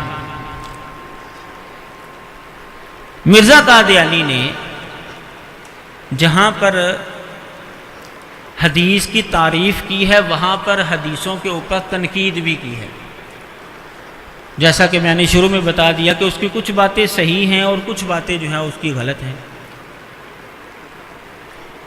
احادیث فرقے بناتی ہیں، یہ میں نے عنوان قائم کیا ہے مرزا قادیانی کی عبارتوں کے اوپر۔ احادیث فرقے بناتی ہیں، اس کی کتاب ہے آئینہ کمالات اسلام۔ کہتا ہے میری تحقیق کے مطابق سب احادیث من گڑت نہیں بلکہ بعض ہیں جو ملمہ سازی سے لکھی گئی ہیں۔ اس کے ساتھ ساتھ یہ بات بھی ملحوظ رہے کہ ان میں بہت زیادہ اختلاف اور تضاد پایا جاتا ہے، جس کے سبب امت مختلف فرقوں میں بٹ گئی، لہٰذا کوئی حنبلی بن گیا، کسی نے شافعیت اختیار کر لی، کوئی حنفی اور کوئی مالکی مذہب کا پیرو ہو گیا، جبکہ کئی لوگ شیعہ جماعتوں میں جا گھسے۔ روحانی خزائن جلد نمبر 5 اور صفحہ نمبر 559 صفحہ ہے۔ مرزا قادیانی کی اس عبارت سے یہ بات معلوم ہوئی کہ سب حدیثیں من گڑت نہیں ہیں، کچھ حدیثیں من گڑت ہیں، کچھ حدیثیں جو ہیں صحیح ہیں، لیکن جو صحیح حدیثیں ان کے اندر بھی بڑا تضاد پایا جاتا ہے، اور ایسا تضاد ہے کہ ان حدیثوں کی وجہ سے امت مختلف فرقوں کے اندر بٹ گئی ہے، کوئی حنبلی بن گیا، کوئی شافعی بن گیا، کوئی حنفی بن گیا، کوئی مالکی بن گیا اور کوئی شیعہ مذہب کے اندر جو ہے وہ چلا گیا، یعنی حدیثوں کی وجہ سے فرقے بنے ہیں، حدیثوں کی وجہ سے فرقے بنے ہیں۔ دور حاضر کے جو منکرین حدیث ہیں وہ بھی حدیثوں کے اوپر جو تنقید کرتے اس میں سے ایک تنقید یہ بھی ہے کہ حدیثیں جو ہیں وہ فرقے بناتی ہیں، حالانکہ حدیثیں فرقے نہیں بناتی۔ اگر آپ تاریخ کو دیکھیں گے جتنے بھی فرقے بنے ہیں نا وہ سارے کے سارے قرآن کو بنیاد بناتے ہیں، حدیثوں کو بنیاد نہیں بناتے، حدیثوں کو اپنی تائید کے اندر پیش کرتے ہیں۔ مثال کے طور پر سب سے پہلا فرقہ جو اسلام کے اندر بنا وہ کون سا تھا؟ خارجیوں کا فرقہ تھا نا، حضرت علی رضی اللہ تعالیٰ عنہ کے دور خلافت کے اندر ہے۔ ان کی بنیاد حدیث تھی یا کہ قرآن کی آیت تھی؟ ان کی بنیاد قرآن کی آیت تھی، ان الحکم الا للہ، ان کی بنیاد قرآن کی آیت تھی، حدیث ان کی بنیاد نہیں تھی۔ اب یہ قادیانی بذات خود ایک جو ہے یہ اپنے آپ کو مسلمانوں کا فرقہ کہتے لیکن ہم تو ان کو دائرہ اسلام سے خارج مانتے، ایک الگ مذہب مانتے، تو اس کی بنیاد جو ہے وہ حدیثوں پر نہیں ہے۔ اس کی بنیاد کہتا ہے کہ میری بنیاد قرآن ہے اور جو میرے اوپر وحی نازل ہوتی ہے وہ ہے، حدیثیں وہ صرف میں تائیدی طور پر پیش کرتا ہوں بس۔ تو یہ اس کی صورتحال ہے۔ تو حدیثیں جو ہیں وہ فرقہ بناتی ہیں، اس وجہ سے حدیث قابل حجت نہیں ہے، تو فرقے جو ہے وہ تو قرآن کی وجہ سے بھی بن گئے ہیں، تو کیا نعوذ باللہ پھر قرآن کو بھی ہم ناقابل اعتبار قرار دے دیں؟ یہ بڑی عجیب سی بات ہے کہ منکرین حدیث جو اعتراض حدیث کو رد کرنے کے لیے حدیث پر کریں گے نا، الفاظ دیگر وہی اعتراض قرآن مجید کے اوپر بھی آ جاتا ہے۔ ہمارے شیخ اور استاد حافظ عبد المنان نور پوری رحمہ اللہ، انہوں نے مجھے ایک دفعہ بتایا کہ ایک منکر حدیث میرے پاس آ گیا اور اس نے آتے ہی سوال کیا، جی السلام علیکم۔ وعلیکم السلام۔ ان کا ایک بڑا سٹائل ہوتا تھا بتانے کا، تو اللہ تعالیٰ ان پر کروڑہ رحمتیں فرمائے، بہت بڑے عالم دین اور محدث تھے۔ ان کے جانے کے بعد بہت کمی جو ہے وہ محسوس ہوتی ہے ان کی۔ تو انہوں نے بتایا کہ آتے ہی نا اس نے السلام علیکم وعلیکم السلام، بتائیں جی حدیثیں ہم تک کیسے پہنچی ہیں؟ اس نے آتے ہی یہ سوال کر دیا۔ ہمارے شیخ اور استاد جو ہے نا وہ ماشاءاللہ بالکل صحیح مناظرانہ ذہن کے مالک تھے، بالکل ٹو دی پوائنٹ جو ہے وہ جواب دیتے تھے، اور ایسا جواب دیتے تھے کہ بالکل ناطقہ بند کر دیتے تھے۔ کہتے ہیں میں نے اس کو کہا آپ بتائیں قرآن ہمارے تک کیسے پہنچا ہے؟ کہتے ہیں تھوڑی دیر نا میری طرف دیکھتا رہا، سوچتا رہا، کوئی بات نہیں کی، ٹھیک ہے جی السلام علیکم، اٹھ کر چلا گیا۔ مجھے بات سمجھ نہ آئی اس وقت، میں نے کہا جی استاد جی آپ نے جواب کیا دیا اس کو؟ مجھے سمجھ نہیں آئی کہ آپ نے اس کو جواب کیا دیا۔ واہ مولانا آپ کو بات سمجھ ہی نہیں آئی، اور اس نے جو سوال کیا تھا میں اس کا یہ جواب دیتا کہ وہ بندوں کے ذریعے آئی ہیں، تو اس نے بندوں کے اوپر نکتہ چینی شروع کر دینی تھی، بندے جھوٹ بھی بول سکتے ہیں، بندے یہ بھی کر سکتے ہیں، بندے وہ بھی کر سکتے ہیں۔ تو میں نے اس کو جو جواب دیا کہ قرآن کیسے ہے، اس کا بھی جواب یہی تھا کہ قرآن ہم تک وہ بھی بندوں کے ذریعے پہنچا ہے۔ تو جیسے بندوں کے اوپر وہ حدیثوں کے مسئلے میں اعتراض کرے گا، وہی اعتراض قرآن کے مسئلے میں بھی وارد ہو جائے گا۔ تو وہ بات اس کو پتہ سمجھ آ گئی کہ یہ جو میں اعتراض حدیثوں کے مسئلے پر کروں گا وہ قرآن کے اوپر بھی لاگو ہو جائے گا، تو وہ چپ کر کے اٹھ کر چلا گیا۔ وہ پھر مجھے بات سمجھ میں آئی، تو یہ ضمنی بات آ گئی ہے۔ تو بتانا یہ چاہتا ہوں کہ جو اعتراض منکرین حدیث کو رد کرنے کے لیے کریں گے نا، بالفاظ دیگر وہی اعتراض جو ہے وہ قرآن کے اوپر ہو جائے گا۔ یہی وجہ ہے کہ جتنے بھی حاضرین ہوں گے نا وہ ان کو بڑا انہوں نے مطمئن کیا ہوگا، دیکھیں میں جب بات کروں گا نا تو یہ فوراً قرآن کے اوپر اعتراض کریں۔ وہ پہلے جو ہے نا انہوں نے ان کو جو ہے نا وہ مطمئن کیا ہوتا ہے، ایک ماحول انہوں نے بنایا ہوتا ہے۔ ظاہر آپ گفتگو کرنے کے لیے جائیں گے تو وہ جو اعتراض کرے گا وہی قرآن پر ہوتا ہے، تو آپ قرآن دیکھا نا، میں نے پہلے کہا تھا میں بات کروں گا تو یہ فوراً قرآن کے اوپر چڑھائی کریں گے، فوراً قرآن کے بارے میں بات نہیں، بھی قرآن کے اوپر نہیں حدیث کی بات کرو، یعنی وہ اس طرح کی بات جو ہے۔ تو مرزا قادیانی نے یہاں پر جو بات کی ہے کہ حدیثوں کے نتیجے میں فرقے بنتے ہیں، تو بھائی فرقے تو قرآن مجید کے نتیجے میں بھی بنتے ہیں، تو جو اعتراض پھر حدیثوں پر آتا ہے بعین ہی وہی اعتراض تو پھر قرآن مجید کے اوپر بھی آ جائے گا۔ تو یہ اعتراض ہی فضول ہے، یہ اعتراض ہی فضول ہے۔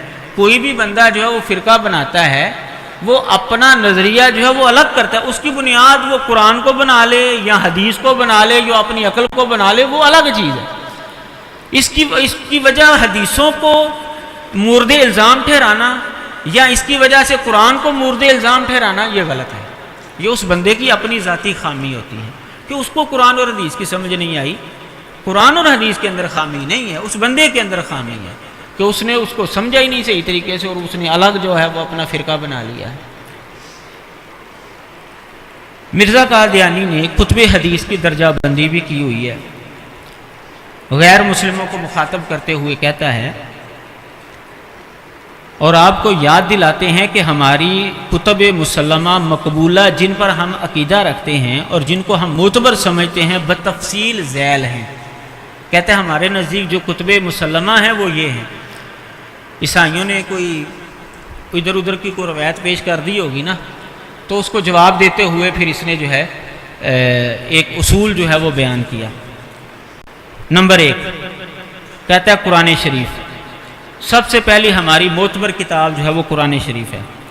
نمبر 2 دوسری کتابیں جو ہماری مسلم کتابیں ہیں، ان میں سے اول درجے پر صحیح بخاری ہے، اور اس کی وہ تمام احادیث ہمارے نزدیک حجت ہیں جو قرآن شریف سے مخالف نہیں، اور ان میں سے دوسری کتاب صحیح مسلم ہے، اور اس کو ہم اس شرط سے مانتے ہیں کہ قرآن اور صحیح بخاری سے مخالف نہ ہو، اور تیسرے درجے پر صحیح ترمذی، ابن ماجہ، موطا، نسائی، ابو داود، دارقطنی کتب حدیث ہیں جن کی حدیثوں کو ہم اس شرط سے مانتے ہیں کہ قرآن اور صحیحین سے مخالف نہ ہوں۔ یہ کتابیں ہمارے دین کی کتابیں ہیں۔ یہ مرزا قادیانی کا بیان ہے جو آریہ دھرم اس کی کتاب ہے، اس کے تحت اس نے یہ بیان لکھا ہے۔ روحانی خزائن کی جلد نمبر 10 صفحہ نمبر 86 اور 87 ہے۔ اس نے اسلام کی جو معتبر احادیث کی کتابیں وہ اس کے نزدیک ہیں اس کی درجہ بندی کی ہے کہ سب سے پہلے مسلمانوں کی جو معتبر کتاب ہے وہ قرآن مجید ہے، پھر اس کے بعد صحیح بخاری، بشرطے کہ صحیح بخاری کی کوئی حدیث قرآن کے مخالف نہ ہو، پھر تیسرے نمبر پر صحیح مسلم، بشرطے کہ اس کی کوئی حدیث قرآن اور صحیح بخاری کے مخالف نہ ہو، پھر اس کے بعد صحیح ترمذی۔ آپ اندازہ کیجئے مرزا قادیانی کے علم کا کہ اس نے ترمذی کو صحیح قرار دیا ہے، جبکہ ترمذی جو ہے یہ سنن ہے۔ آپ کو پتہ ہے کہ ترمذی جو ہے یہ سنن ہے، صحیح نہیں ہے۔ تو باہر کا اس نے صحیح ترمذی، ابو داود، ابن ماجہ، نسائی، موطا، دارقطنی وغیرہ اس کو پھر تیسرے درجے پر جو ہے اس کو رکھا ہے، یعنی صحیح مسلم کے بعد اس کو ان کا درجہ بنایا ہے۔ لیکن کون سی حدیث ان میں سے حجت ہوگی جو نہ قرآن کے مخالف ہوگی اور نہ بخاری اور مسلم کے مخالف ہوگی؟ یہ اس نے اصول بنا دیا، یہ اس نے حدیثوں کی درجہ بندی کر دی ہے۔ مرزا قادیانی نے حدیثوں کو رد اور قبول کرنے کے اصول جو ہیں وہ بھی پیش کیے۔ پچھلے جو بیانات گزرے ہیں ان بیانات سے ایک بات تو آپ کے سامنے یہ واضح ہو گئی کہ ہر وہ حدیث جو قرآن کے مخالف وہ سمجھتا ہے وہ حجت نہیں ہے اس کے نزدیک۔ حالانکہ ہم لوگ جو حدیث کو بالکل حجت مانتے ہیں، یہ بات یاد رکھیں، اسلامی فرقوں میں سے ہم ہی ایک ایسا فرقہ اور ایسی جماعت ہیں جو حدیث کو 100% حجت مانتے ہیں۔ ہمارے علاوہ جتنے بھی فرقے ہیں نا وہ کسی نہ کسی انداز کے اندر حدیث کا بہرحال رد کر دیتے ہیں۔ تو ہمارے نزدیک جو 100% ہم حدیث کو حجت ماننے والے لوگ ہیں، ہمارے نزدیک کوئی بھی صحیح حدیث قرآن کے مخالف ہے ہی نہیں۔ جو بھی حدیث قرآن کے مخالف سمجھی جاتی ہے وہ اہل علم کے سامنے پیش کریں، اس کا حل جو ہے وہ پیش کر دیتے ہیں کہ قرآن کے اندر یہ بات ہے اور حدیث کے اندر یہ بات ہے، اور ان کا آپس کے اندر تو تضاد ہے ہی نہیں۔ جیسا کہ قرآن مجید کے ظواہر بسا اوقات آپس میں ٹکراتے ہیں، تو اس کا یہ مطلب نہیں کہ قرآن مجید ایک دوسرے کے خلاف ہے، وہاں پر ان کا حل موجود ہے کہ اس کا یہ مطلب ہے، اس کا یہ مطلب ہے۔ دلائل کے ذریعے پتہ چلتا ہے کہ یہاں پر یہ بات ہے، یہاں پر یہ بات ہے، یہ تو مخالفت ہے ہی نہیں۔ اسی طرح اگر کوئی حدیث کسی کو پتہ چلتی ہے کہ یہ قرآن کے مخالف اور وہ حدیث واقعی نبی علیہ السلام سے ثابت ہے تو وہ در حقیقت مخالف نہیں ہوگی۔ یہ اس کے فہم کا اختلاف تو ہوگا، اس کے فہم کا تضاد تو ہوگا، حدیث اور قرآن کبھی بھی آپس میں نہیں ٹکرائے گی۔ لیکن بہرحال منکرین حدیث کا یہ اصول موجود ہے۔ جو کلیتاً منکر ہیں ان کے نزدیک تو حدیث ویسی حجت نہیں ہے نا، جو کلیتاً منکر نہیں ہیں بعض حدیثوں کا انکار کرتے ہیں ان کے نزدیک یہ اصول ہے، اور یہ اصول مرزا قادیانی نے پیش کیا تھا کہ جو حدیث قرآن کے مقابلے میں ہوگی، قرآن کے مخالف ہوگی، وہ حجت نہیں ہوگی۔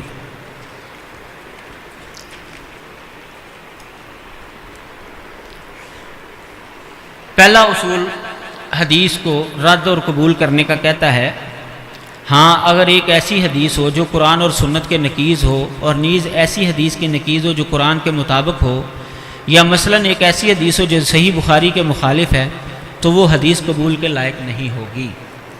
قرآن اور سنت کے مخالف حدیث بھی قبول نہیں ہوگی، جو قرآن کے مطابق حدیث ہے اس حدیث کے مقابلے میں جو حدیث ہوگی وہ بھی قابل قبول نہیں ہوگی، بخاری کے مقابلے میں جو حدیث ہوگی وہ قابل قبول بھی نہیں ہوگی، کیونکہ اس کے قبول کرنے سے قرآن کو اور ان تمام احادیث کو جو قرآن کے موافق ہیں رد کرنا پڑتا ہے، اور میں جانتا ہوں کہ کوئی پرہیزگار اس پر جرت نہیں کرے گا کہ ایسی حدیث پر عقیدہ رکھے کہ وہ قرآن اور سنت کے برخلاف اور ایسی حدیثوں کے مخالف ہے جو قرآن کے مطابق ہیں۔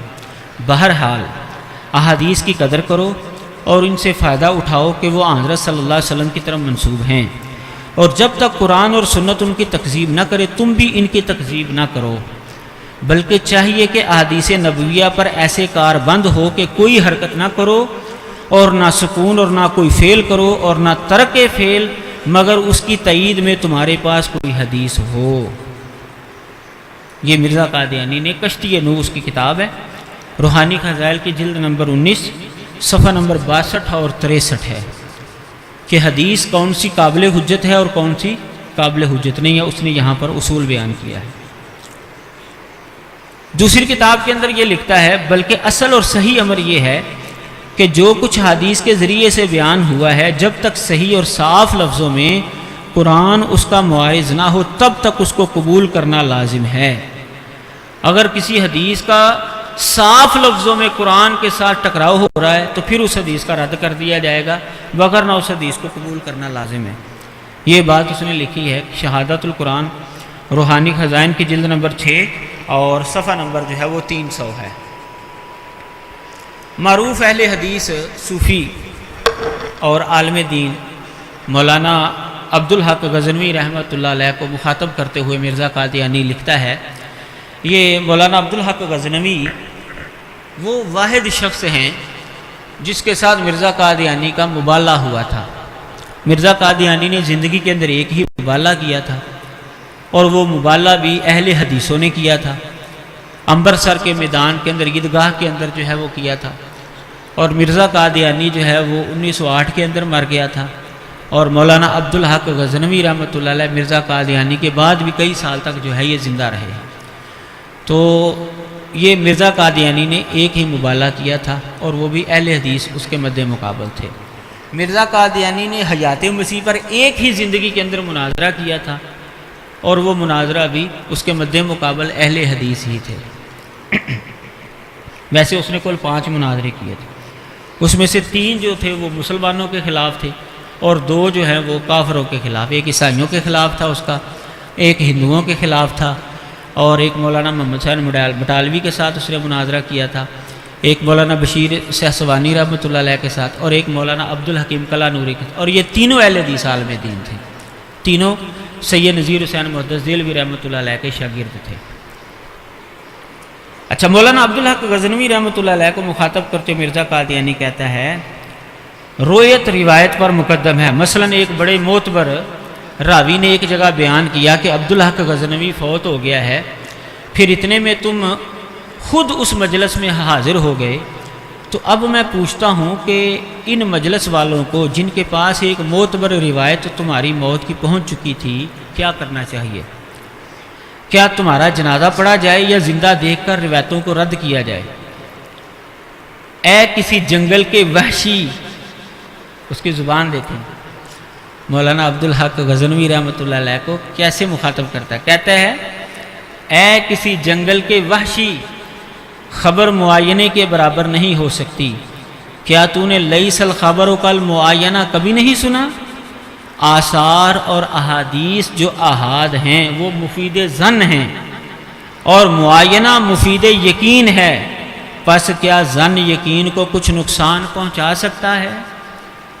زمیمہ رسالہ انجام آتم روحانی خزائن کی جلد نمبر 11 صفحہ نمبر 333۔ اچھا، یہ بار بار روحانی خزائن آ رہا ہے، یہ روحانی خزائن مرزا قادیانی کی کتابوں کا مجموعہ ہے۔ اس نے جو تقریباً 84 کتابیں لکھی ہیں، ان ساری کتابوں کو قادیانیوں نے ایک ہی جگہ پر اکٹھا کر دیا ہے، اور اس کی 23 جلدیں بنی ہیں، 23 جلدیں بنی ہیں روحانی خزائن کی۔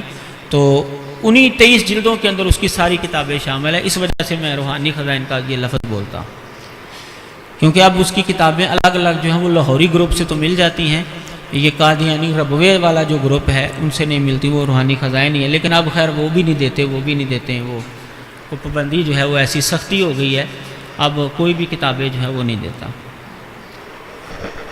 تو یہاں پر اس نے یہ بات کی ہے کہ اگر کسی حدیث کے مقابلے میں رویت ہو، معینہ ہو، تو حدیث کو رد کر دیا جائے گا اور اس معینے کو جو ہے وہ تسلیم کر لیا جائے گا۔ ایک اور جو ہے اس نے اصول دیا ہے، ایک اور اس نے اصول دیا ہے، اور اگر کوئی حدیث ضعیف ہے مگر قرآن سے مطابقت رکھتی ہے تو اس حدیث کو قبول کر لو۔ ضعیف حدیث اگر قرآن کے مطابق ہے تو ٹھیک ہے، وہ حدیث صحیح ہے، قبول کر لی جائے گی کیونکہ قرآن اس کا مصدق ہے۔ اور اگر کوئی ایسی حدیث ہے جو کسی پیش گوئی پر مشتمل ہے مگر محدثین کے نزدیک وہ ضعیف ہے، اور تمہارے زمانے میں یا پہلے اس سے اس حدیث کی پیش گوئی سچی نکلی ہے، تو اس حدیث کو سچی سمجھو، اور ایسے محدثوں اور راویوں کو مختی اور کاذب خیال کرو جنہوں نے اس حدیث کو ضعیف اور موضوع قرار دیا ہو۔ کشتی نو، روحانی خزائن کی جلد نمبر 19 صفحہ نمبر 63۔ یعنی اس نے یہ کہا ہے کہ ضعیف حدیث اگر قرآن کے مطابق ہوگی تو وہ حدیث قابل قبول ہے۔ پیشن گوئی والی حدیث محدثین اس کو ضعیف بھی قرار دے دیں، لیکن مستقبل کے اندر جا کر اس طرح کا واقعہ رونما ہو جائے تو محدثین کو کاذب کہا جائے گا، اس حدیث کو صحیح سمجھا جائے گا۔ یعنی یہ سمجھا جائے گا کہ محدثین سے غلطی ہو گئی لیکن وہ حدیث جو ہے وہ صحیح ہوئی ہے۔ حالانکہ ایسا تو نہیں ہوتا، لیکن اس نے چونکہ اپنا الو سیدھا کرنا تھا اس لیے اس نے جو ہے یہ اصول جو ہے من گڑت بنا لیا ہے۔ وہ حدیث کیا ہے؟ یہ میرا اگلا موضوع انشاءاللہ یہ ہوگا کہ قادیانی اپنی تائید میں کون سی حدیثیں پیش کرتے ہیں اور ان کا کیا جواب ہے۔ 2 منگل کو انشاءاللہ ابھی میرا پروگرام ہوگا، میرا یہ موضوع ہوگا قادیانی اور عیسائی کن کن احادیث کو اپنے مفاد کی خاطر جو ہے وہ استعمال کرتے ہیں۔ تو کوشش کروں گا کہ دونوں موضوع جو ہیں وہ مکمل ہو جائیں، لیکن اگر نہ ہوا تو بہرحال انشاءاللہ قادیانیوں کا بہرحال جو ہے یہ مکمل میں کروں گا کہ کون کون سی حدیثوں کو وہ اپنی تائید کے اندر پیش کرتے ہیں، تو ان کا جواب کیا ہے اور ان کا کیا حل ہے۔ تو یہاں پر اس نے یہ اصول دیا ہے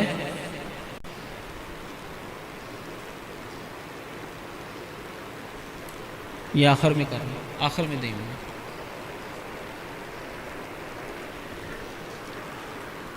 اچھا جی، یہاں پر اس نے جو اصول دیا ہے وہ اپنا الو سیدھا کرنے کے لیے کہ اصل میں موضوع من گڑت روایت ہے اس کو اس نے اپنے حق میں لیا ہے، اس کی وجہ سے اس نے یہ اصول پیش کر دیا۔ بہرحال اس نے یہ اصول دے دیا۔ قادیانیوں کا نظریہ حدیث یہ ہے کہ ضعیف حدیث اگر قرآن کے مطابق ہے قابل قبول ہے، پیشن گوئی پر وہ مشتمل کوئی اگر حدیث ہے تو مستقبل کے اندر جا کر وہ پیشین گوئی پوری ہو گئی ہے، خواہ وہ روایت ضعیف بھی ہو تو وہ حدیث صحیح سمجھی جائے گی۔ اور اگر ایک حدیث ضعیف درجے کی بھی کہتا ہے، اور اگر ایک حدیث ضعیف درجے کی بھی ہو بشرطے کہ وہ قرآن اور سنت اور ایسی احادیث کے مخالف نہیں جو قرآن کے موافق ہیں، تو اس حدیث پر عمل کرو، لیکن بڑی احتیاط سے حدیثوں پر عمل کرنا چاہیے کیونکہ بہت سی احادیث موضوعہ بھی ہیں جنہوں نے اسلام میں فتنہ ڈالا ہے۔ کشتی نور جلد نمبر 19 روحانی خزائن کے صفحہ نمبر 64 کہتا ہے کہ ضعیف حدیث جو ہے اس پر بھی عمل کیا جائے گا۔ کون سی ضعیف حدیث؟ جو نہ قرآن کے خلاف ہے نہ سنت کے خلاف ہے، اور جو قرآن کے موافق حدیث ہیں ان کے بھی خلاف نہیں ہے، کہتا وہ بھی ضعیف حدیث جو ہے قابل عمل ہے۔ اسلامی اصولوں کی فلسفی اس کی ایک کتاب ہے، روحانی خزائن کی جلد نمبر 10 اور صفحہ نمبر 315۔ وہاں پر لکھتا ہے کہ تمام صحیح حدیثیں قرآن سے ہی لی گئی ہیں، یعنی اس کے نزدیک جو بھی صحیح حدیث ہوگی نا وہ قرآن سے ہی لی گئی ہوگی، جو قرآن سے نہیں نہ لی گئی وہ صحیح حدیث ہوگی نہیں اس کے نزدیک۔ تحفہ گولڑویہ روحانی خزائن کی جلد نمبر 17 صفحہ نمبر 120 کہتا ہے جو حدیث امام بخاری کی شرط کے مخالف ہو وہ قبول کے لائق نہیں ہے۔ امام بخاری نے جو شرطیں باندھی ہیں اس کے مخالف ہو تو وہ حدیث بھی مردود ہوگی، قبول نہیں ہوگی۔ ایک جگہ پر یہ کہتا ہے پھر یہ بھی سوچو کہ اگر قرآن کے مخالف ہو کر حدیثیں کچھ چیز ہیں تو نماز کے حدیثوں کو تو سب سے زیادہ وقت ہونی چاہیے تھی اور تواتر کے رنگ میں وہ ہونی چاہیے تھی، مگر وہ بھی آپ لوگوں کے تنازع اور تفرقہ سے خالی نہیں ہے۔ یہ بھی ثابت نہیں ہوتا کہ ہاتھ کہاں باندھنے چاہیے، اور رفع جان اور عدم رفع اور فاتح خلف الامام اور آمین بالجہر وغیرہ کے جھگڑے بھی اب تک ختم ہونے میں نہیں آئے اور بعض کے حدیثوں کو رد کر رہے ہیں۔ اگر ایک وہابی حنفیوں کی مسجد میں جا کر رفع دین کرے اور امام کے پیچھے فاتحہ پڑھے اور سینے پر ہاتھ باندھے اور آمین بالجہر کرے تو گو اس عمل کی تائید میں 400 صحیح حدیث سنا دے تب بھی وہ ضرور مار کھا کر آئے گا۔ اس سے ثابت ہوتا ہے کہ ابتدا سے ہی حدیثوں کو بہت عظمت نہیں دی گئی، اور امام اعظم جو امام بخاری سے پہلے گزرے ہیں بخاری کے حدیثوں کو کچھ پرواہ نہیں کرتے، اور ان کا زمانہ اقرب تھا، چاہیے تھا کہ وہ حدیثیں ان کو پہنچتیں، اس لیے مناسب ہے کہ حدیث کے لیے قرآن کو نہ چھوڑا جائے ورنہ ایمان ہاتھ سے جائے گا۔ ہم یہ نہیں کہتے کہ تمام حدیثوں کو ردی کی طرح پھینک دو، بلکہ ہم کہتے ہیں کہ ان میں سے وہ قبول کرو جو قرآن کے منافی اور معارض نہ ہو تا ہلاک نہ ہو جاؤ۔ کہتا ہے یہ جتنی بخاری کی حدیثیں تم لے کر چلتے پھرتے ہو یہ تو پہلے امام صاحب کو پہنچنی چاہیے تھی، کیونکہ امام صاحب کا زمانہ قریبی تھا، وہ بخاری کی حدیثوں کو کوئی پرواہ نہیں کیا کرتے تھے۔ بہرحال یہ کہتا ہوں، خیر میں اس نے خلاصہ یہ دیا کہ میں یہ کہتا ہوں کہ جو قرآن کے معارض حدیث نہیں ہے نا، بہرحال وہ حدیث جو ہے لے لینی چاہیے۔ یہ ضمیمہ نزول مسیح اس کی کتاب ہے، روحانی خزائن کی جلد نمبر 19 صفحہ نمبر 137 اور 138۔ کہتا ہے کہ اگر کسی حدیثوں کے اندر تضاد ہو جائے گا نا تو ان میں تطبیق دینی چاہیے، وہی جو ہمارا موقف ہے۔ جیسا کہ میں نے پہلے کہا کہ اس کی بعض باتیں جو ہیں وہ صحیح ہیں، ٹھیک ہے، لیکن اگر کوئی ایسی حدیث ہو جو قرآن شریف کے بیان کردہ قصص سے صریح مخالف ہے تو اس کی تطبیق کے لیے فکر کرو، شاید وہ تعارض تمہاری ہی غلطی ہو، اور اگر کسی طرح وہ تعارض دور نہ ہو تو ایسی حدیث کو پھینک دو کہ وہ رسول اللہ صلی اللہ علیہ وسلم کی طرف سے نہیں ہے۔ یعنی اگر کوئی حدیث قرآن کے مخالف آ جائے تو اس کا حل پہلے تلاش کرو، موافقت تلاش کرو، تطبیق دینے کی کوشش کرو۔ اگر تطبیق ہو جائے تو ٹھیک، اگر نہیں ہوتی تو پھر حدیث کو چھوڑ دو، قرآن کی بات کو تم لے لو۔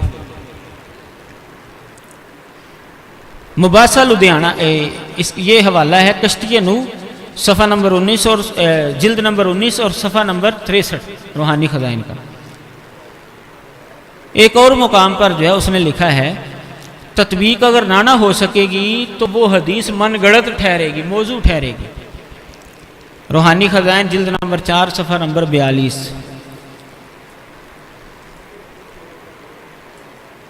مرزا قادیانی نے یہ ساری عبارتیں جو ہے میں نے آپ کو پڑھ کر سنائی ہیں، اس میں مرزا قادیانی کے جو اصول حدیث ہیں وہ ہمارے سامنے نکھر کر سامنے آ رہے ہیں کہ اول نمبر پر قرآن مجید ہے، دوسرے نمبر پر سنت ہے، تیسرے نمبر پر حدیث ہے، اور حدیث وہ قابل قبول ہوگی جو قرآن اور سنت کے مخالف نہیں ہے، اور اگر کوئی حدیث قرآن اور سنت کے مخالف نہیں ہے، بخاری کے مخالف بھی نہیں ہے، تو وہ ضعیف بھی ہو تو وہ قابل حجت ہے، اور اگر کوئی حدیث قرآن کے مخالف ہمیں نظر آتی ہے تو اس کے اندر موافقت پیدا کرنی چاہیے، تطبیق دینی چاہیے۔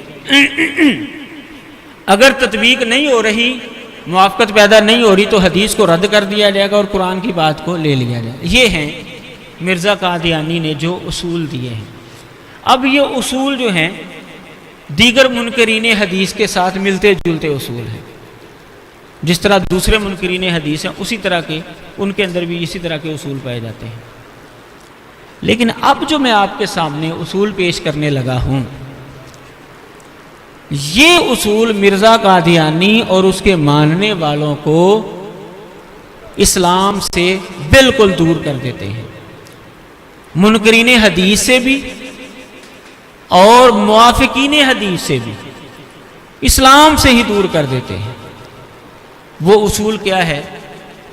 وہ اصول یہ ہے، اور اصل الاصول اور ایک اصول بالکل یہی ہے، اصل میں قادیانیوں کا اصول یہی ہے، اور اس کے علاوہ جتنے بھی مرزے نے اصول بیان کیا وہ سارے جو ہیں وہ صرف ڈنگ ٹپاؤ ہیں، بس وہ صرف ڈنگ ٹپاؤ ہے، صرف اس نے وقت پاس کرنے کے لیے جو ہے وہ باتیں کی ہیں۔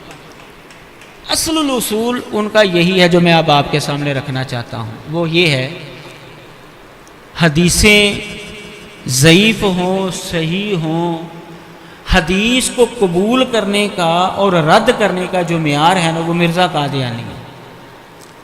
مرزا قادیانی جس حدیث کو کہے گا نا یہ حدیث صحیح ہے وہ صحیح ہے، جس کو کہے گا کہ یہ ضعیف ہے وہ ضعیف، بس یہ ہے ان کا اصل الاصول۔ اس وجہ سے مرزئی لوگ جو ہیں وہ تو منکر حدیث کے گروپ میں بھی شامل نہیں ہو سکتے. جو پچھلے اصول ہیں ان کے اعتبار سے تو وہ منکرین حدیث میں شامل ہوتے ہیں، لیکن اب جو اصول میں آپ کے سامنے رکھنے لگا ہوں اس اعتبار سے وہ تو منکرین حدیث سے بھی الگ بن جاتے ہیں، کیونکہ یعنی وہ الگ ہی ایک مذہب ہے. مذہبی وہ جو مسلمانوں نے 1891 کے اندر ہی مرزا اور اس کے حواریوں پر فتویٰ لگا دیا تھا کہ یہ اسلام سے خارج ہے، ان کا اسلام کے ساتھ کوئی تعلق، یہ ایک الگ مذہب ہے. بالکل 100% بات یہ درست ہے، یہ بالکل الگ ہی مذہب ہے، کیونکہ ان کے نزدیک نبی علیہ الصلوۃ والسلام کی وہ بات معتبر ہوگی جو مرزے نے کہی ہے، جو مرزا جس کی تائید کرے گا. اور نبی علیہ السلام سے بات ثابت بھی ہو، اگر مرزا تائید نہیں کرتا تو وہ بات غلط ہوگی، وہ رد ہوگی.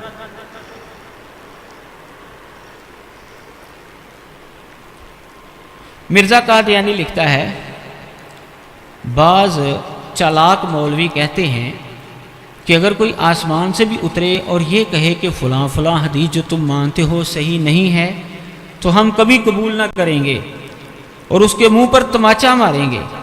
اس کا جواب یہی ہے کہ ہاں حضرات، آپ کے وجود پر یہی امید ہے، مگر ہم با ادب عرض کرتے ہیں کہ پھر وہ حکم کا لفظ جو مسیح موعود کی نسبت صحیح بخاری میں آیا ہے اس کے ذرا معنی تو کریں، اس کے ذرا معنی تو کریں.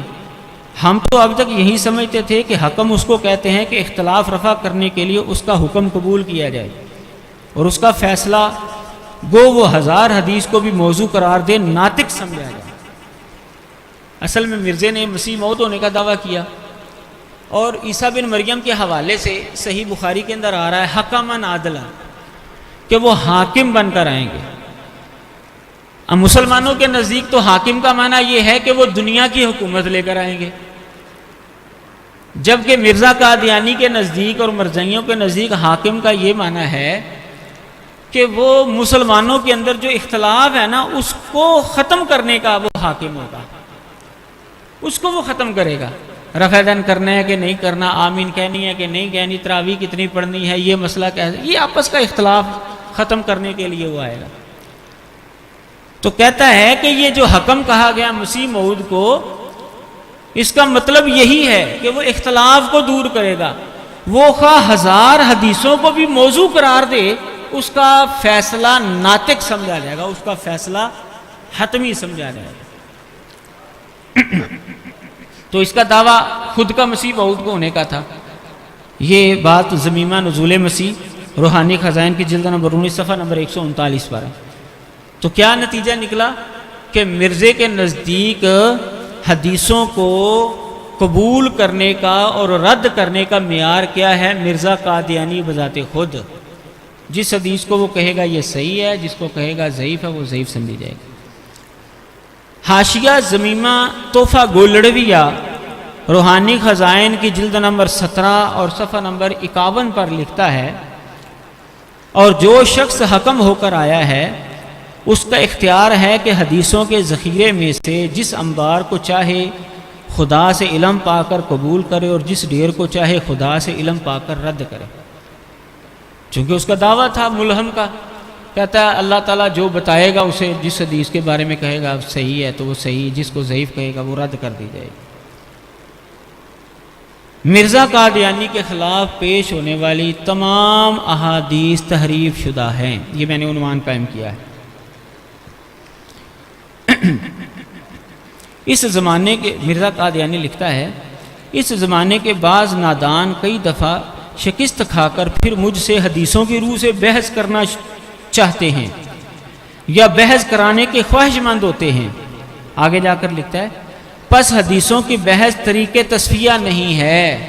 کہتا ہے حدیثوں کے ذریعے اگر بحث کرو گے تو اس سے نتیجہ نہیں نکلے گا. خدا نے مجھے اطلاع دے دی ہے کہ یہ تمام حدیثیں جو پیش کرتے ہیں تحریف معنوی یا لفظی میں آلودہ ہیں یا سرے سے موضوع ہیں.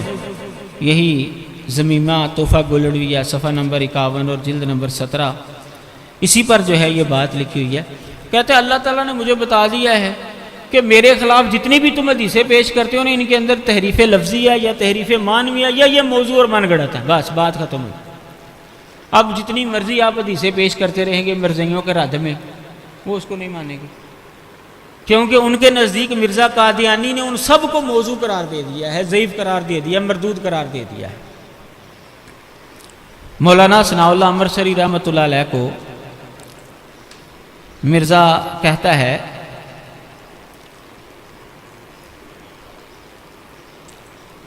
پھر مولوی ثناء اللہ صاحب امرتسری کہتے ہیں، مرزا لکھتا ہے کہ ثناء اللہ صاحب کہتے ہیں کہ آپ کو مسیح موعود کی پیش گوئی کا خیال کیوں دل میں آیا؟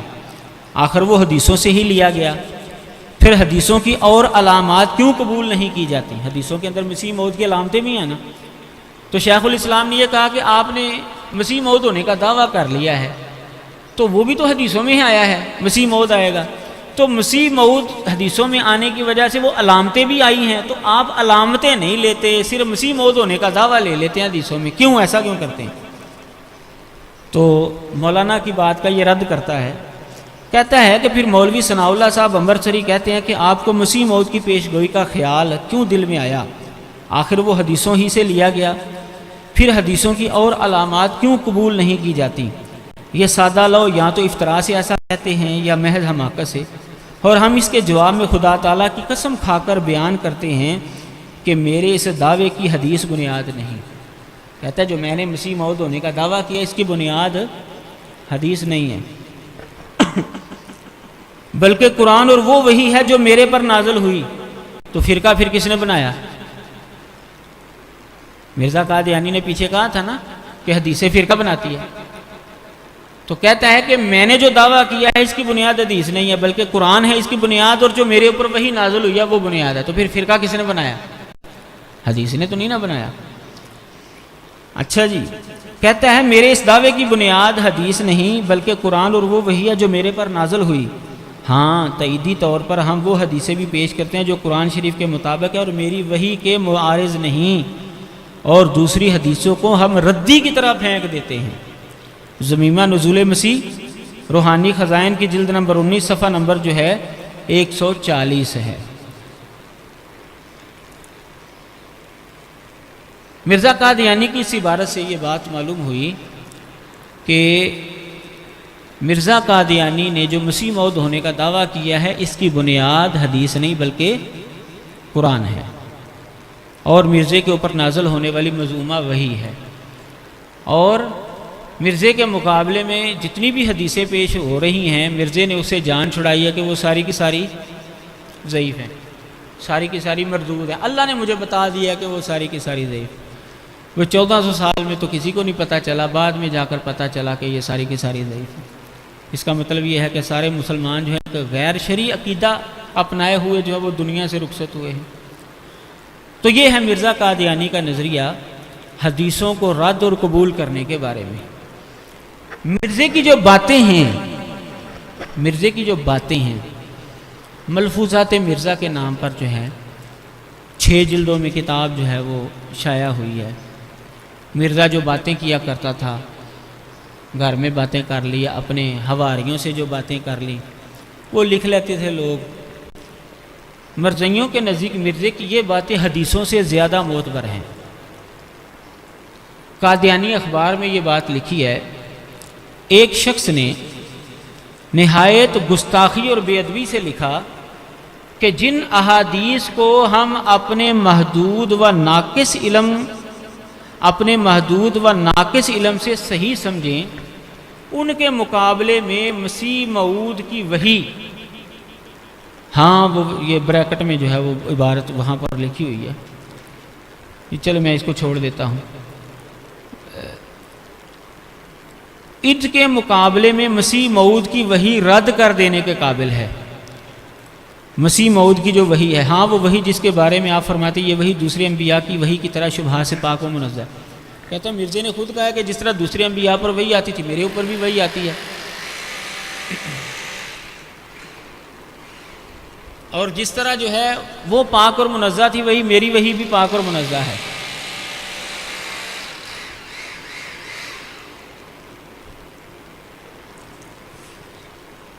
کہتا ہے کہ ایک بندے نے، یعنی ایک بندے کی گستاخی بتا رہے ہیں کہ حدیث جو ہے نا اس کو جو ہم اپنے ناقص جو صحیح حدیث ہم سمجھتے ہیں، کہتا ہے صحیح حدیث جو ہے یہ معتبر ہے اور مرزے کے اوپر نازل ہونے والی وحی جو ہے یہ رد کر دینے کے قابل ہے۔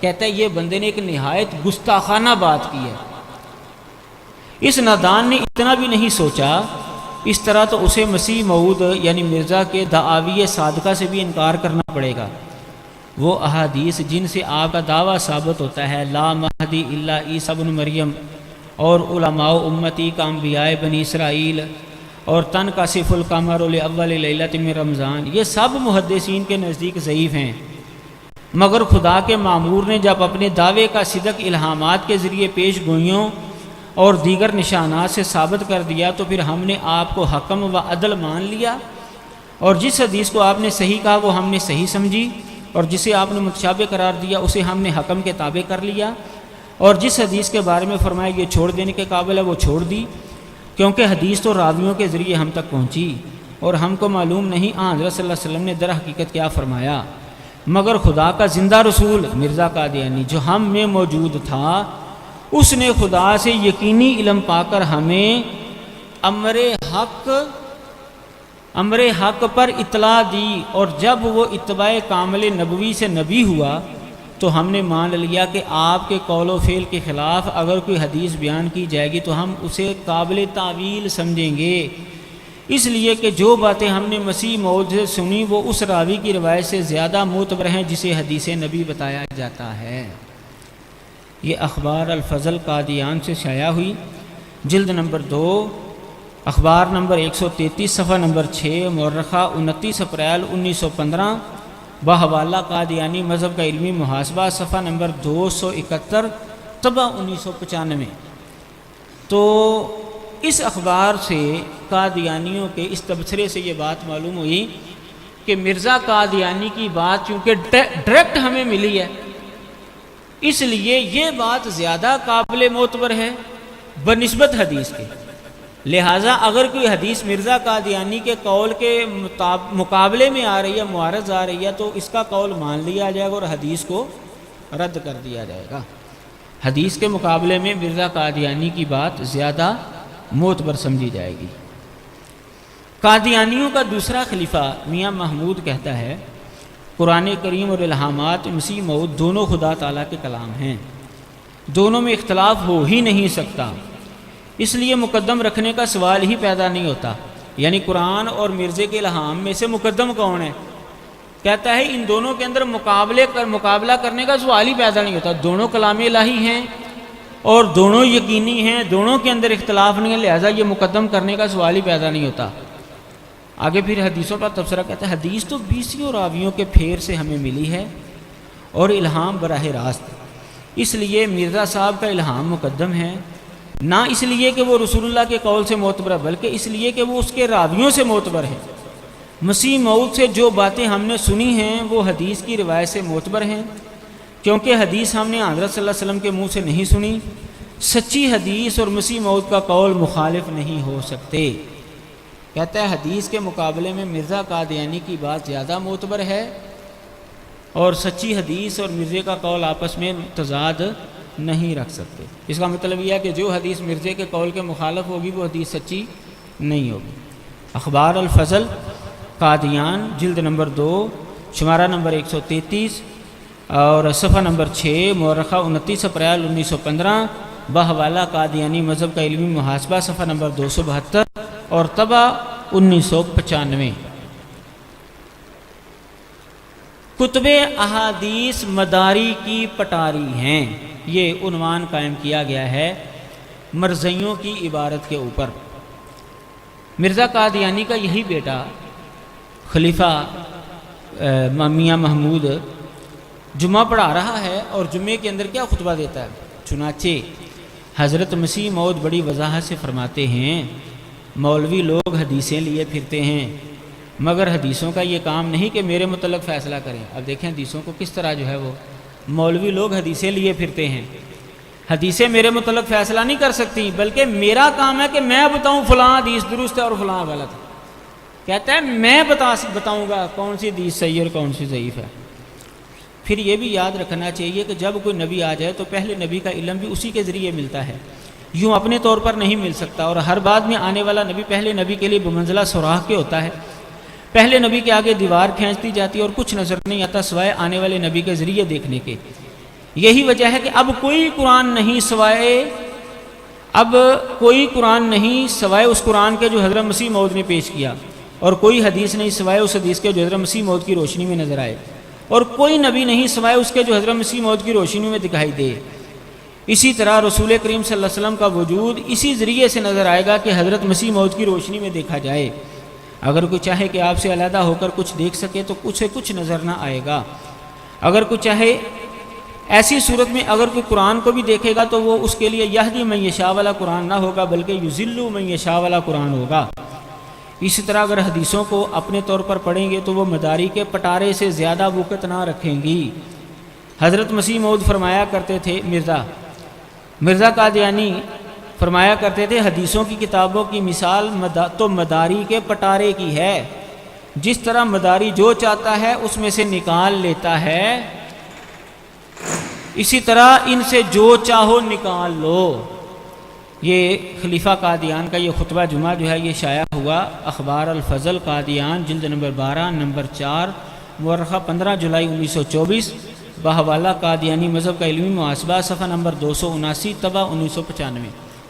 تو یہ طویل اقتباس جو ہے مرزا قادیانی کا جو بیٹا تھا میاں محمود اس کے جمعے کا، اس سے یہ بات معلوم ہو رہی ہے کہ مرزا قادیانی جو ہے جس نبی کے بارے میں بتائے گا نا یہ اللہ کا نبی ہے، وہ نبی سمجھا جائے گا۔ مرزا قادیانی نے بتایا کہ محمد رسول اللہ اللہ کے نبی ہیں لہٰذا ان کو اللہ کا نبی مانا جائے گا۔ مرزا قادیانی بتائے گا کہ قرآن کون سا معتبر ہے، مرزا قادیانی نے بتا دیا کہ وہ قرآن معتبر ہے جو محمد صلی اللہ علیہ وسلم پر نازل ہوا لہذا اس کو قرآن مان لیا جائے گا۔ مرزا قادیانی بتائے گا کہ کون سی حدیث قابل قبول ہے، مرزا قادیانی نے بتایا یہ حدیث قابل قبول ہے، یہ مردود ہے اور اس کو مان لیا جائے گا۔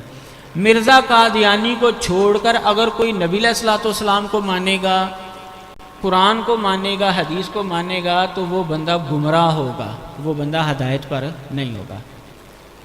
یہ ہے مرزائیوں کا اصل الاصول اور اصل عقیدہ۔ تو جتنے بھی اصول آپ کے سامنے آئے ہیں ان سب میں سے زیادہ غیر شرعی اصول وہ یہ ہے جو آپ کے سامنے رکھا گیا ہے، اس کا اسلام کے ساتھ کوئی تعلق نہیں ہے، یہ غیر اسلامی نظریہ ہے۔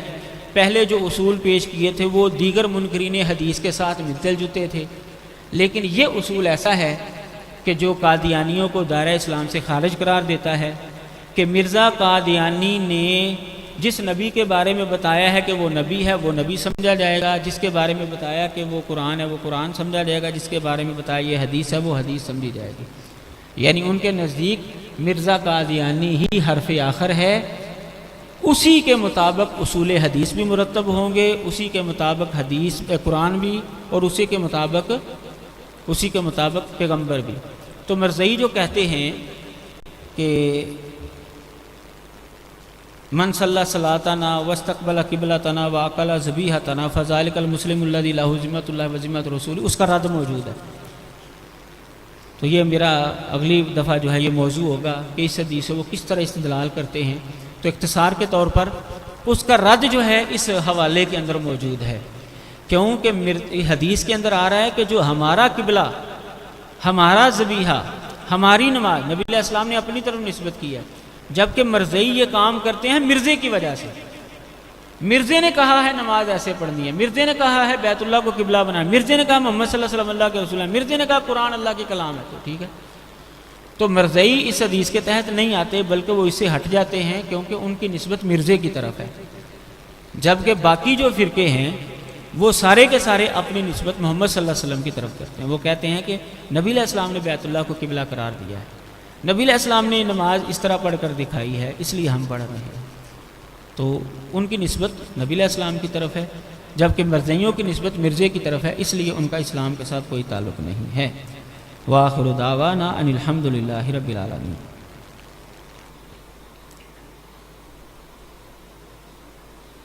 حدیث کو قرآن پر قاضی کیوں مانے، دلیل دیجیے۔ بھئی قاضی ماننے کا مطلب کیا ہے؟ قاضی ماننے کا مطلب یہ نہیں ہے کہ حدیث نے جو ہے وہ قرآن کو جو ہے وہ ریجیکٹ کر دینا ہے آ کے. قاضی ماننے کا مطلب یہ لیا جاتا ہے کہ حدیث نے آ کر قرآن مجید کی تشریح کرنی ہے، قرآن مجید کے اجمال کو مفسر کرنا ہے، قرآن مجید کی توضیح کرنی ہے. اگر قرآن مجید کے اندر کوئی ناسخ اور منسوخ ہے تو قرآن حدیث نے آ کر بتانا ہے کہ یہ منسوخ آیت ہے اور یہ ناسخ آیت ہے. یعنی وہ ناسخ و منسوخ بھی قرآن نے ہی ایک دوسرے کا کیا ہے، حدیث نے آ کر صرف اس کی صراحت کی ہے.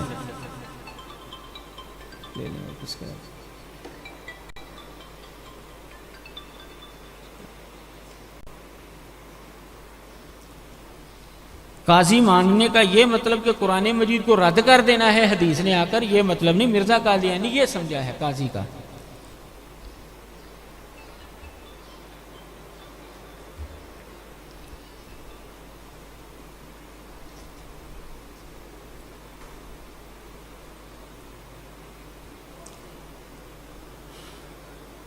قادیانی کے قانون کے مطابق تو بخاری شریف کے علاوہ تمام کتب حدیث مردود ہوں گی، کیونکہ تمام امام بخاری کی شرائط پر پوری نہیں اترتی. وضاحت فرمائے.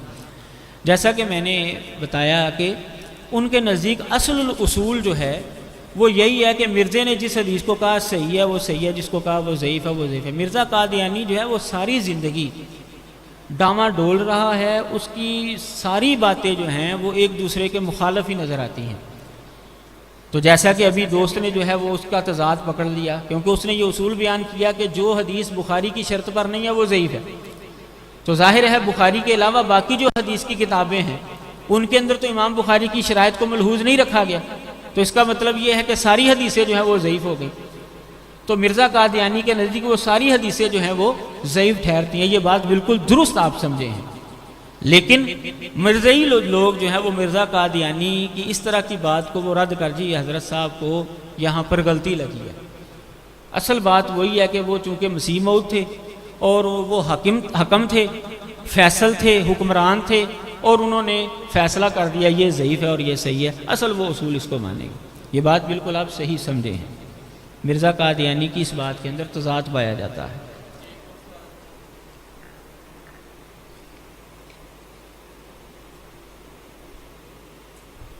شیخ محترم اس گروہ کے بارے میں سب سے مفید کتاب جو لائق مطالعہ ہے اس کی طرف رہنمائی فرما دیں. مرزا قادیانی اور مرزائیوں کے حوالے سے جو بہترین کتابیں ہیں نا، ان میں محمدیہ پاکٹ بک ہے، شہادت القرآن میر ابراہیم سیالکوٹی رحمہ اللہ کی.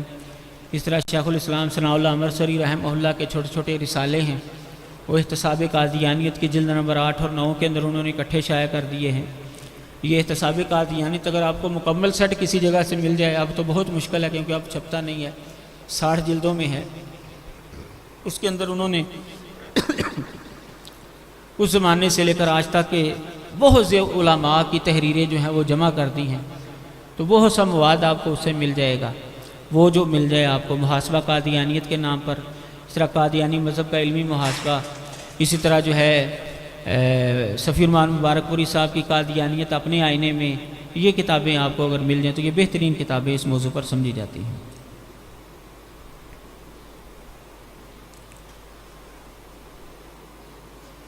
شروع میں آپ نے مرزے کے حالات بتائیں، یہ کہاں پر ملیں گے؟ یہ مرزا قادیانی کے حالات جو ہے نا، مرزا قادیانی کا بیٹا بشیر احمد ہے ایم اے، اس نے کتاب لکھی سیرت المہدی، اس میں سے بھی مل جائیں گے. اسی طرح جو قادیانی مذہب کا علمی محاسبہ، اس کے اندر بھی آپ کو یہ مل جائیں گے. اور اسی طرح شیخ الاسلام ثناء اللہ امرسری رحمہ اللہ نے بھی مرزا قادیانی کے حالات پر ایک کتابچہ لکھا ہے، وہاں سے بھی آپ کو مل جائیں گے.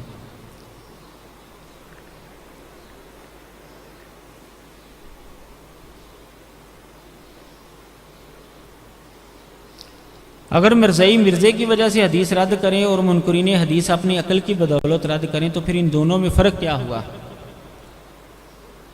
تو ان دونوں میں فرق یہ ہوا کہ دونوں ہی کافر ہوئے اس اعتبار سے. لیکن مرزے کے نزدیک عقل والے جو ہیں وہ کافر ہوں گے، اور چونکہ مرزائی جو ہے وہ مرزے کو مسیح موعود مانتے ہیں، ان کے نزدیک وہ عقل نہیں ہے. وہ کہتے ہیں جی یہ وحی کے ذریعے ہمیں یہ بات معلوم ہے، عقل نہیں ہے. عقل کا اور وحی کا وہ مقابلہ کر کے جو ہے نا آپس میں فرق کریں گے، لیکن ہمارے نزدیک یہ دونوں ہی ایک ہی کشتی کے سوار ہیں۔ تو جب آپس میں وہ تقابل کریں گے نا تو آپس میں ان کا تقابل ہوگا وحی کا اور عقل کا، کہ وہ عقل کے ذریعے رد کرتے ہیں اور ہم وحی کی بنیاد پر رد کرتے ہیں۔ اس لیے مرزئی کہیں گے کہ ہماری بات زیادہ معتبر ہے، کیونکہ عقل تو ٹھوکر بھی کھا سکتی ہے اور وحی تو ٹھوکر نہیں نہ کھاتی۔ تو بہرحال یہ ان کا آپسی جواب ہے۔ ہمارے نزدیک ان دونوں میں کوئی فرق نہیں ہے، دونوں ایک ہی کشتی کے سوار ہیں۔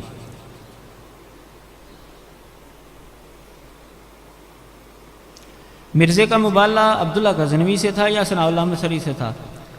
یہ بات یاد رکھیں، مرزا قادیانی نے جو مبالغہ کیا تھا وہ مولانا عبدالحق غزنوی رحمۃ اللہ علیہ کے ساتھ کیا تھا۔ شیخ الاسلام ثناء اللہ امرتسری کے ساتھ جو مرزے نے کہا تھا وہ اس کی بد دعا تھی، اور اس نے جو اشتہار شائع کیا تھا اس کا عنوان تھا مولوی ثناء اللہ کے ساتھ آخری فیصلہ، یہ اس کا عنوان تھا، اور یہ صرف اس نے اپنی طرف سے ہی بد دعا کر کے شائع کر دی تھی۔ مبالغے کے اندر تو دونوں فریق نکل کر جو ہے وہ ایک دوسرے کے خلاف بد دعا کرتے ہیں، یہ صرف امبرسر کے اندر عیدگاہ کے اندر مولانا عبدالحق غزنوی اور مرزا قادیانی ان دونوں نے کیا تھا، ایسے دونوں وہاں پر موجود تھے اور ایک دوسرے کے اوپر جو ہے انہوں نے بد دعا کی تھی وہاں پر کھڑے ہو کر۔ مبالغہ وہ ہوا تھا۔ ہمارے اہل علم کی یہ بہت بڑی غلطی ہے کہ شیخ الاسلام کے ساتھ جو مرزے کا آخری فیصلہ تھا اس کو مبالغہ قرار دیتے ہیں۔ مبالغہ نہیں ہوا تھا، بلکہ وہ مرزے کی محض دعا تھی کہ جو ہم میں سے جھوٹا ہوگا وہ سچے کی زندگی میں حیضے کی وجہ سے مر جائے یا طاعون کی وجہ سے مر جائے۔ تو مرزے کی یہ بد دعا جو ہے اللہ تعالیٰ نے قبول کر لی تھی۔ تو یہ مبالغہ نہیں تھا بلکہ محض دعا تھی۔ تو جو ہمارے اہل علم اس کو مبالغہ بناتے ہیں وہ غلطی پر ہیں، بلکہ شیخ الاسلام کا باقاعدہ اس کے اوپر مناظرہ ہوا تھا قادیانیوں سے، اور وہ مناظرہ ہوا تھا باقاعدہ انعام مقرر کر کے 300 روپیہ۔ اس زمانے میں 300 روپیہ بہت زیادہ تھا مرزے کے مرنے کے بعد، تو 300 روپیہ جو ہے وہ مقرر کیا گیا تھا، اور ایک سکھ کو جو ہے وہ حاکم مقرر کیا گیا تھا۔ سکھ جو ہے وہ فیصلہ کرے گا کہ کون جیتا اور کون ہارا، اور اس نے فیصلہ کیا کہ شیخ الاسلام جیت گئے، لہذا 300 روپیہ جو ہے وہ پہلے لے کر رکھ لیا گیا تھا دونوں فریقوں سے۔ 300 روپیہ لے کر دونوں فریقوں سے پہلے لے لیا تھا، بعد میں لیتے تو مرزائیوں نے نہیں دینا تھا، تو پہلے لے کر رکھ لیا تھا۔ جب فیصلہ دیا اس نے تو وہ 300 روپیہ شیخ الاسلام کو دیا گیا۔ تو وہ مناظرہ جو ہے پھر انہوں نے شائع کیا فاتح قادیان کے نام سے۔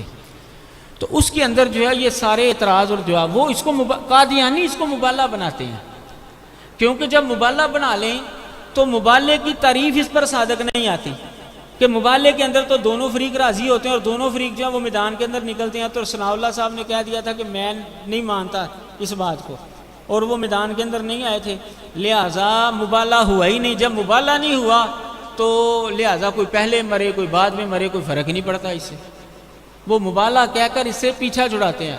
اور ہمارے اہل علم بھی جو ہے وہ لفظ مبالغہ جو ہے وہ شاید انہی سے سنا ہے یا کہاں سے یہ بات چل نکلی ہے، وہ مبالغہ کہہ کر جو ہے نا وہ بھی خود جو ہے وہ قادیانیوں کو ہتھیار دے رہے ہیں، حالانکہ شیخ الاسلام نے بذات خود جو ہے اس بات کی وضاحت کی ہے کہ یہ مبالغہ نہیں ہے، یہ مرزا قادیانی کی محض دعا تھی۔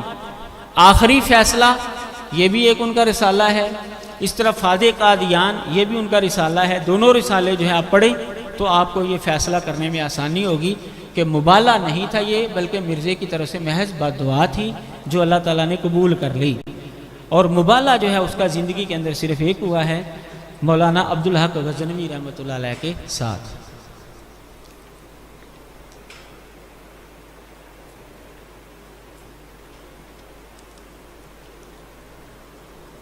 سبحانک اللہم و بحمدک۔